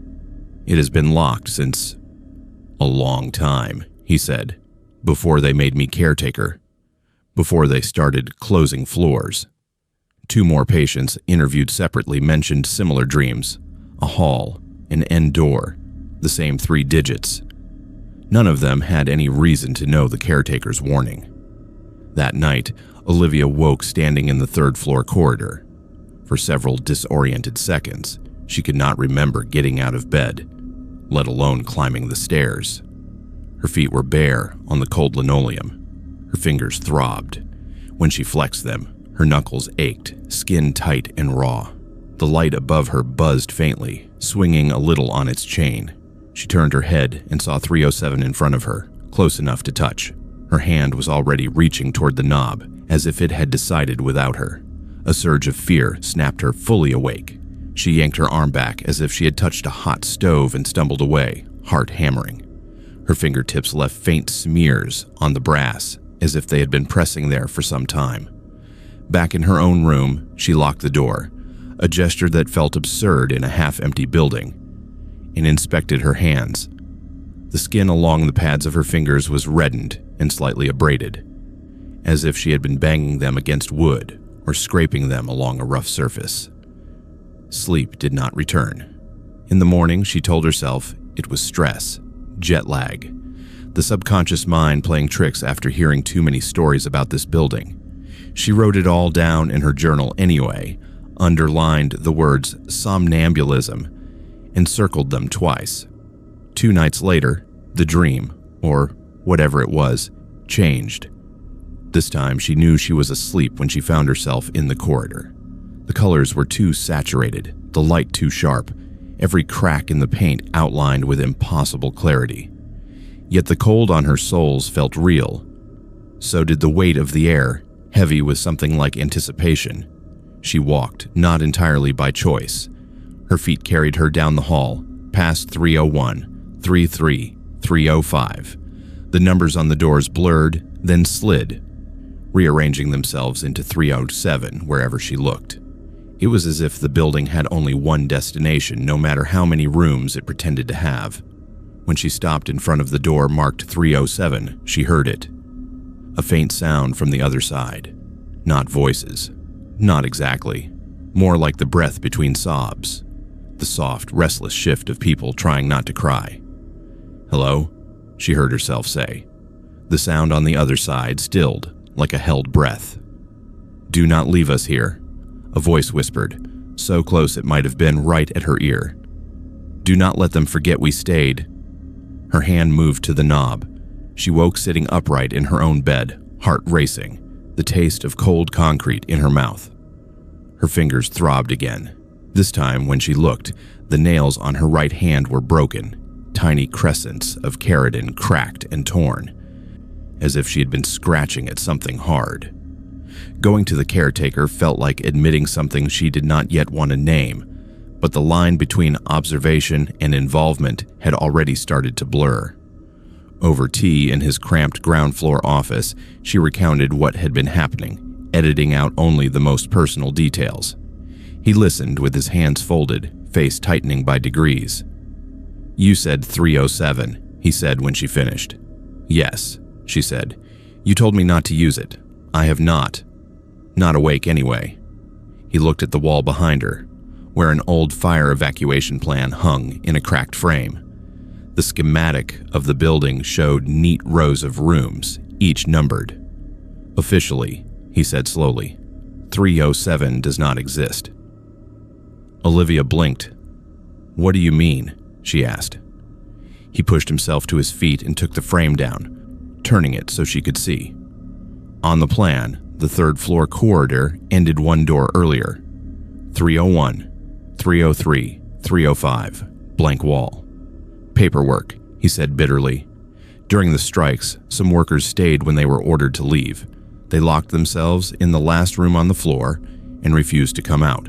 said they would not be thrown away like broken tools. He set the frame on the desk with more force than necessary. The company shut off their rations.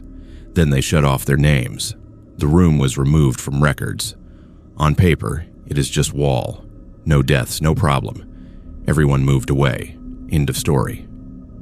But the room is still there, Olivia said softly. The door is there. He swallowed.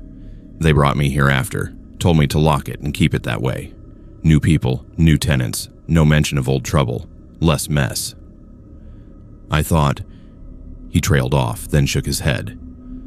I thought the problem was solved. Bricks and mortar. That night, Olivia did not fight sleep. She did not walk the corridor in her body. She lay on her bed, fully dressed, notebook on her chest, and waited.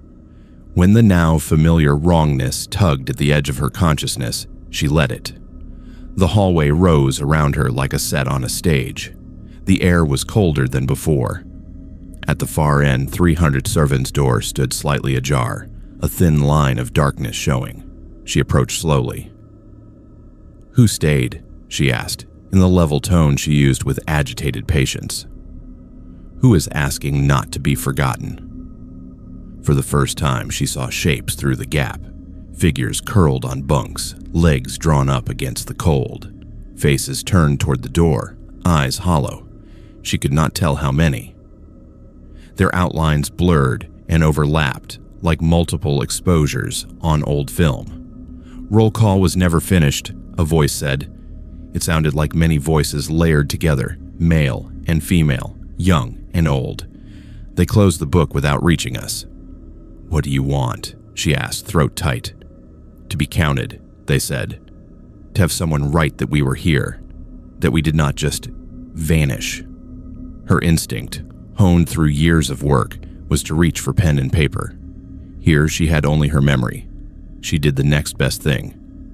"Tell me your names," she said. They did. Not all at once, not clearly, but in fragments that pieced themselves together as she listened. Surnames she recognized from the region, first names that could have belonged to anyone. Men who had worked the lowest shafts, women who had cleaned and cooked and mended. A boy barely out of adolescence, assigned to carry tools. She repeated each one back, forcing herself to focus on the sound of the syllables, the rhythm of each identity. When they were done, the pressure in the air eased slightly. "You remember," the layered voice said. "Someone remembers." The door did not open any farther. She did not try to push it. Some lines, once crossed, did not let you step back. She woke with her notebook open on her chest, pen in hand. On the page, in her own slanted script, lay a list of names. Some were spelled phonetically. Others were complete. At the bottom, her wrist cramped, and the ink trailed off. The next day, she added that list to her official notes, disguised as part of an appendix on unrecorded residents and oral histories. She knew most readers would skim it, if they saw it at all. It did not matter. It existed. Before she left Vorkuta, suitcase once again bumping over the hostel's worn floors, she climbed to the third floor one last time. The corridor felt lighter, though the paint was still cracked and the bulbs still buzzed. 307's door looked the same, closed, number plate crooked, strip of dead tape clinging stubbornly on. She did not touch the handle. Instead, she laid her palm flat against the wall beside it, where the evacuation plan claimed there was nothing at all. "For the record," she said quietly, "you were here." The metal under the paint was cold, but for a second she felt a faint warmth press back, like the brush of a hand through fabric. Months later, back in her city office, she would sometimes dream of long hallways and numbered doors. The difference was that, in those dreams, 307 was just another rectangle on the wall. No whispers seeped through. No unseen fingers bled her knuckles raw. The names in her appendix did not change any ledger in an old ministry. They did not resurrect anyone or reopen any closed cases. But in a town built on the idea that some lives could be used up and erased, the act of writing them felt, in its own small way, like opening a door that had been bricked over on paper only. Ryan had always believed that a camera was a kind of shield. If he could frame something, expose it, freeze it on a sensor, then it became manageable. Light and shadow, texture and line. That belief had carried him through war zones and disaster sites, through flooded villages and burning forests. Vorkuta, when he first walked into its empty streets, felt almost tame by comparison. Dead concrete, snow, silence, no bullets, no sirens. He came for a project he had pitched half as a joke and half as an artistic dare. Beauty in Collapse. A series on post-industrial ruins at the edge of the world. The ghost city fit perfectly. A contact in the region arranged short-term access and a place to sleep in a prefab hut near the old administrative buildings. His first day he spent outside, moving through the skeletal playgrounds and hollow courtyards, the frames of swing sets buried to their chains, the shells of buses rusting where they had died. The light was thin and gray, but that only made the splashes of color, graffiti, a forgotten curtain, more striking in his viewfinder. It was on the second day that he found the darkroom. The building had once been a recreation center, if the faded murals of smiling athletes and musicians on its walls were any indication. The front doors hung crookedly. Snow had drifted in across cracked tiles. A stage at one end sagged under the weight of collapsed ceiling panels.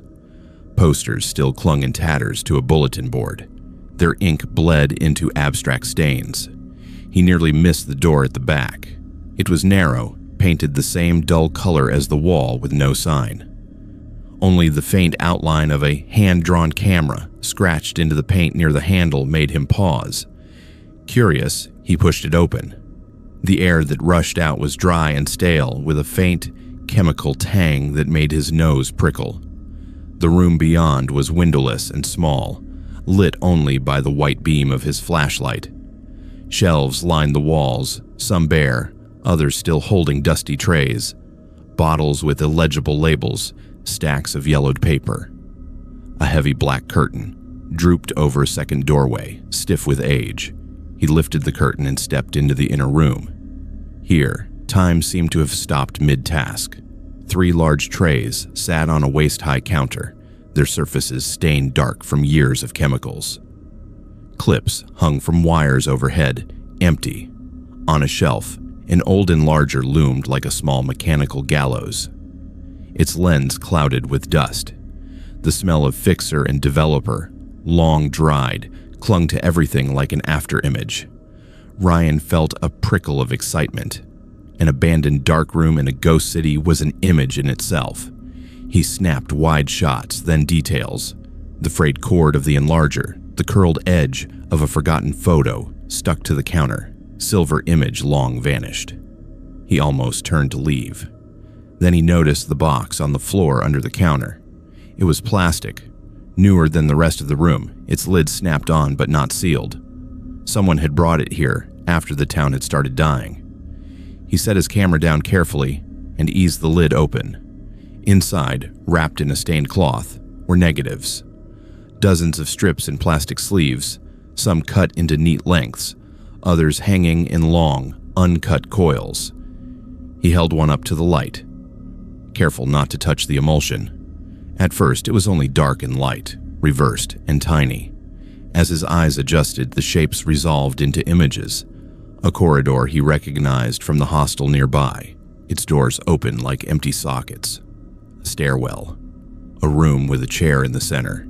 He picked up another strip. More rooms. More chairs. Then, on the last frame, a human figure. A man seated, head bent forward so his face was hidden, arms apparently bound behind the chair. The room around him was bare concrete. The composition was deliberate, the focus sharp. It was not a snapshot. It was a portrait. A cold knot formed in Ryan's stomach. He sorted through more sleeves. The pattern repeated. Different rooms in recognizable Vorkuta buildings. Different people in the same chair. Sometimes the subject's head was raised, eyes covered by a strip of cloth, Sometimes they were turned away from the camera. None of them looked posed of their own will. On the back of one sleeve, someone had scrawled dates in blue ink. Year, month, day.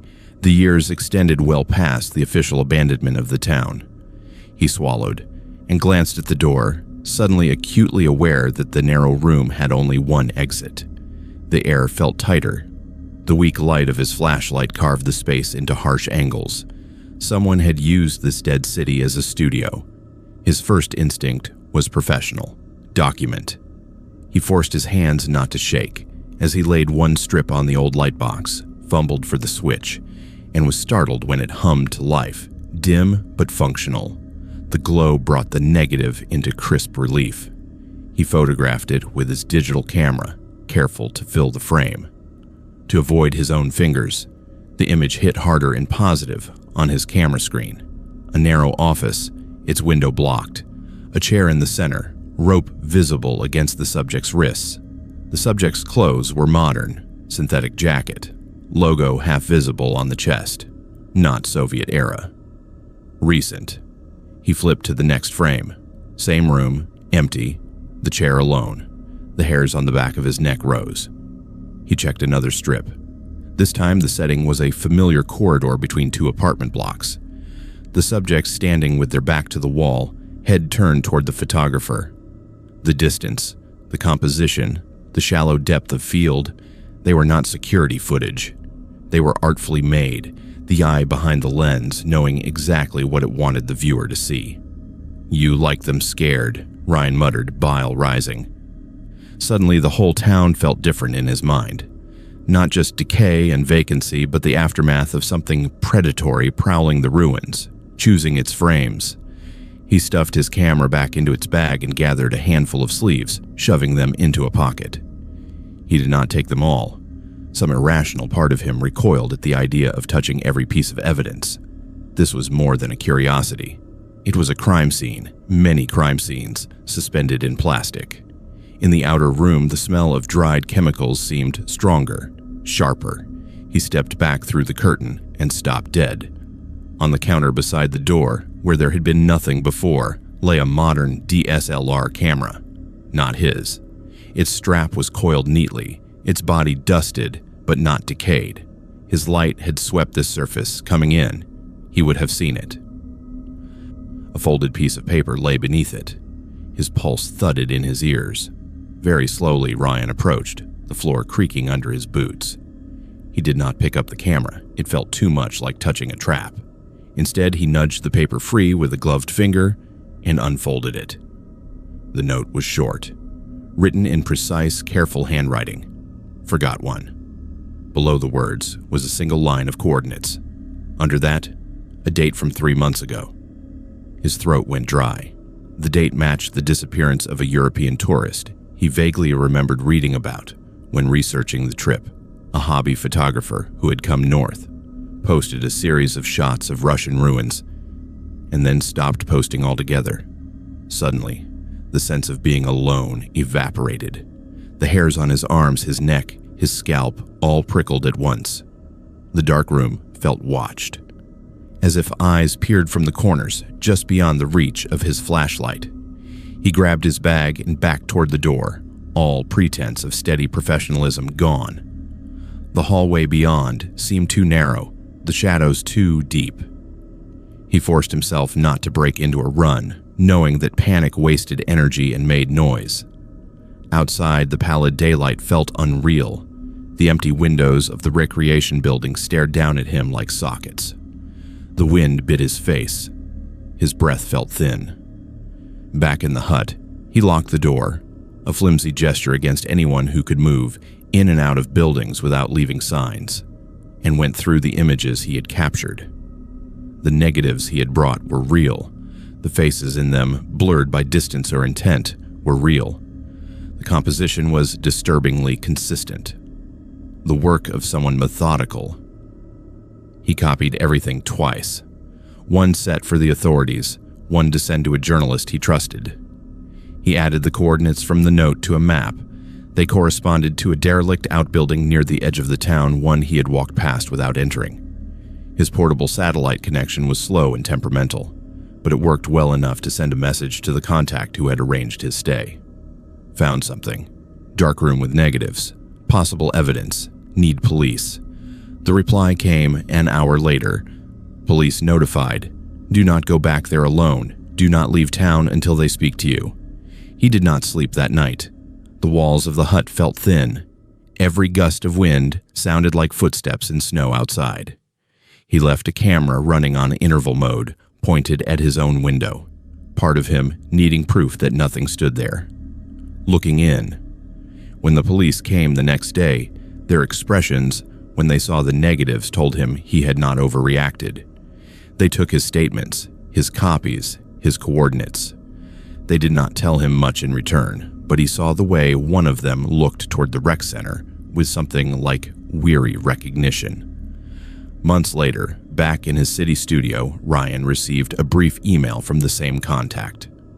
They found more, some graves, some not. Man in custody, lived nearby, used town like stage. Your pictures helped. It should have felt like closure. In a way, it did. But sometimes late at night, he would open the folder he kept buried deep in his drive, the one with the scanned negatives. He would zoom in on the empty rooms, the lone chairs, the corridors where no one should have been, in 3 different frames. Taken in different locations, he found the same detail only after many viewings. A reflection in a window, a glossy patch of peeling paint, a shard of glass on the floor. In each, at a different angle, a gloved hand held a camera to an unseen face, just out of frame. His shield, he realized, had worked for someone else first. Chloe had never seen a playground swallowed whole before. On her first morning in the settlement outside Vorkuta, she stood at the schoolhouse window and watched the snow drift almost to the top of the rusted swing set. The chains creaked faintly in the wind, empty seats bumping against one another like teeth. Beyond the fence, the ghost city lay in a white haze, jagged roofs and broken windows softened by distance. She had come for the summer, or what passed for summer this far north, as part of a volunteer literacy project. A handful of families still clung to the edge of the old industrial zone, living in prefab houses and patched up apartments. Their children bussed in on a rattling van that wheezed like an asthmatic. Her classroom was one long room with peeling blue paint and a row of mismatched desks. The first day, 6 children shuffled in, wrapped more for winter than June, eyes bright above scarves. They were ordinary enough at first. A girl who would not meet her eye but devoured every book she offered. 2 brothers who turned everything into a competition. A boy who drew engines and trains in the margins of his worksheets. And then there were the 3 who were not on her roster. She noticed them during recess, while the listed students spilled outside to kick a half-deflated ball and chase each other around the buried swing set. 3 smaller figures hovered near the fence. They stood close together, shoulders touching, heads tilted as if listening to something under the wind. Their coats were thin, the wrong kind of fabric for this climate. Sooty smudges darkened their collars and cuffs. Even from the window, she could see the fine black dust clinging to their hair, their eyelashes like coal powder. "Who are they?" she asked one of the brothers when he came in for water, cheeks flushed. "Who?" he said, breathless. "The kids by the fence," she said. "The 3 in the gray jackets." He frowned, thinking. "There is no one there," he said, with the unself-conscious certainty of a child. "You mean the crows?" He ran back outside before she could press. When she looked again, the fence line was empty. Snow, bent wire, nothing else. She told herself she had miscounted. New place, new faces, the brain played tricks. The next day, they were in her classroom. They appeared between one blink and the next, seated at the back table. 3 kids, close together, hands folded on the scarred wood. 2 boys and a girl, all with that same dusting of fine black on their skin, as if they had rolled in coal. Their clothes were old-fashioned, thick wool, mismatched buttons, boots too big, laced tight. "Здравствуйте," Chloe said automatically, switching to her careful Russian. "Good morning." They smiled, quick and shy, but said nothing. She checked her roster. No new names. She counted heads. 9, when there should have been 6. "Did you come from the other settlement?" she asked, trying for casual. "No one told me we would have more students." The girl tilted her head. "We came from there," she said, pointing not toward the cluster of inhabited houses but toward the pale line of Vorkuta's dead towers. "No buses run from there," one of the brothers muttered from the front, not looking back. Chloe let it go. The other children did not react to the newcomers. No glances, no whispered comments. When she paired students for reading, no one chose the coal-dusted trio, but no one avoided them either. It was as if they occupied a space slightly sideways from everyone else. They worked quietly. Their handwriting was oddly formal, each Cyrillic letter printed with the care of someone copying from a slate. When she asked them to read aloud, their voices had an old cadence, vowels stretched in ways that reminded her of recordings she had heard of miners' choirs. "What are your names?" she asked at the end of the day, notebook in hand. The girl hesitated, then smiled as if sharing a secret. "I am Anya," she said. "This is Misha. This is Kolya. Common names. Too common. Safe." "Family name," Chloe prompted gently. The girl frowned, as if the concept itself was fuzzy. "We worked in the tunnels," she said instead. "We carried light. We played where the rails sing." Her skin prickled. "You mean your parents worked there?" she asked, trying to steer the answer back to something rational. "In the mines." Anya tilted her head again, considering. "They did," she said slowly. "Then they did not. We kept playing." That night, Chloe lay awake on the narrow bed in her rented room, listening to the building's old pipes knock.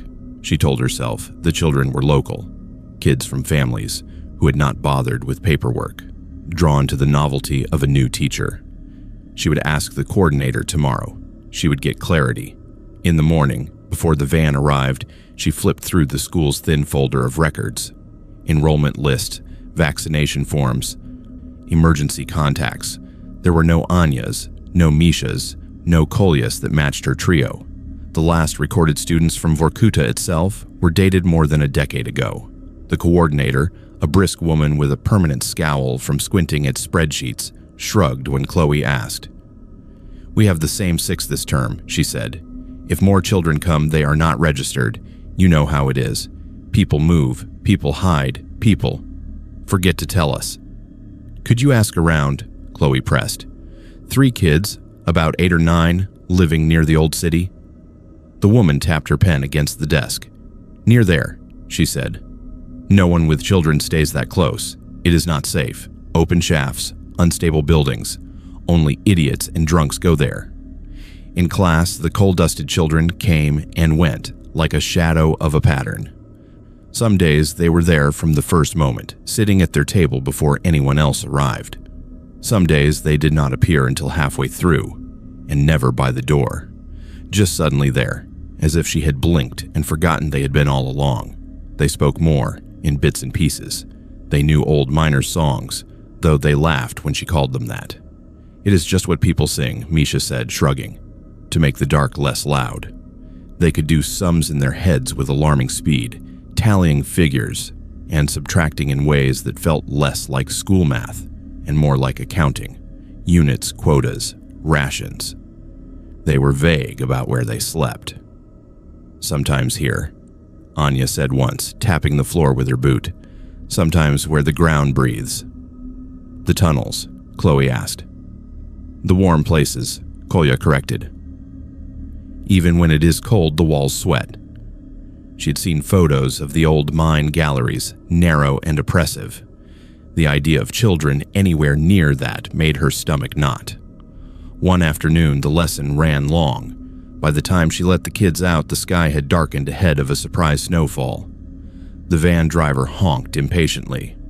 The listed 6 students piled in, boots thudding on the metal step. When Chloe turned back, the trio from the tunnels stood by the classroom door. "Do you have a ride?" she asked. "Someone coming for you." Anya smiled. "We will walk," she said. "We know the paths." "At least take the road," Chloe said, more sharply than she intended. "The drifts." "The roads are for those who leave," Misha said, almost gently. "We are good where we are." Before she could find a proper argument, they were gone. Slipping around the side of the building, into the deepening dusk, impulse overrode training. Chloe grabbed her coat and followed, boots crunching. The wind bit at her face, carrying the distant clank and whine of something shifting in the dead city. The children's footprints were clear in the fresh snow, small booted, leading away from the schoolyard and toward the fence. They passed through a gap in the wire and continued 3 sets in a neat line toward the ghostly outline of Vorkuta's outermost buildings. "Wait," she called, breath puffing white. "It is not safe that way. Come back to the road. I will walk with you." They did not turn. They moved with quick, practiced steps, never looking back. The footprints led over a shallow rise and between 2 skeletal birch trees, and toward a dark mound half buried in snow. An old ventilation shaft cap, she thought, or the remains of some minor structure. She hurried, the snow grabbing at her ankles. For a moment, the children were silhouettes against the whiteness, 3 small shapes at the edge of her vision. Then they reached the mound. As she watched, the footprints changed. At first, it was subtle. The impressions grew shallower, as if their weight had lightened. Then the shape of the prints themselves began to shift. The neat boot treads blurred, edges softening into rounded pads. A few steps later, they became handprints, small palms pressed into the snow, fingers splayed, as if the children had dropped to all 4s and crawled. Chloe's breath hitched. The handprints led to the base of the mound where a jagged black gap yawned in the snow. A ventilation shaft, she realized. Its metal lining rusted, the protective grate long gone. Warm air pulsed from it in faint, ghostly wisps, melting the snow around the opening into a slick, dirty ring. The last handprints ended at the lip of the dark. No prints led away. "Anya," her voice cracked. "Misha. Kolya." Only the wind answered, whistling over the broken stone. She did not go closer. Every instinct screamed at her to pull back, to get away from the hungry-looking hole in the ground. She forced herself to take one careful photograph of the scene. Footprints, handprints, black gap. Then retreated step by slow step until the school building rose again behind her. That night, she called the coordinator, stumbling through an explanation. Children in class who were not on the roster, strange behavior, the shaft. On the other end, the line was very quiet for a moment. "Do not go back to that opening," the woman said finally. "We will send someone to check. There have been stories, kids playing in forbidden places. You know how people talk." The next day, 2 men in heavy coats and hard hats came by, spoke curtly to the coordinator, and drove out toward the ghost city. Chloe watched from the window until they vanished. They did not return before dark. Her last week passed like a slow exhale. The registered 6 students kept coming, their routines steady. The coal-dusted trio did not appear again. Their table at the back of the room sat empty, save for the faint, stubborn smears of black along its edge where their fingers had rested. On her final day, one of the brothers lingered as the van idled outside. "You will go?" he asked, swinging his satchel. "For now," she said. "Maybe I will come back next year." He nodded, then squinted past her toward the distant broken line of Vorkuta's towers. "They liked you," he said. "Who?" she asked, throat suddenly dry. "The ones who play where the tunnels breathe," he said. "They said you listened." He trotted off before she could answer, boots kicking up powder. Back home in her small city apartment, the photographs from Vorkuta sat in a folder on her computer, unposted, unnamed. Most were of the classroom, the snow, the softened outline of the ghost city. In one, taken on impulse the day before she left, she stood in front of the schoolhouse window, smiling awkwardly at the lens a visiting colleague had borrowed. Months later, working late on lesson plans, she opened that image for the first time on a larger screen. In the reflection of the glass behind her, the classroom looked slightly warped, as reflections do. Her own outline was there, doubled and pale. Behind that, in the rows of desks, 3 small shapes sat at the back table, shoulders touching, heads tilted toward her. Their eyes, in the reflection, glowed faintly, like coals banked in the dark.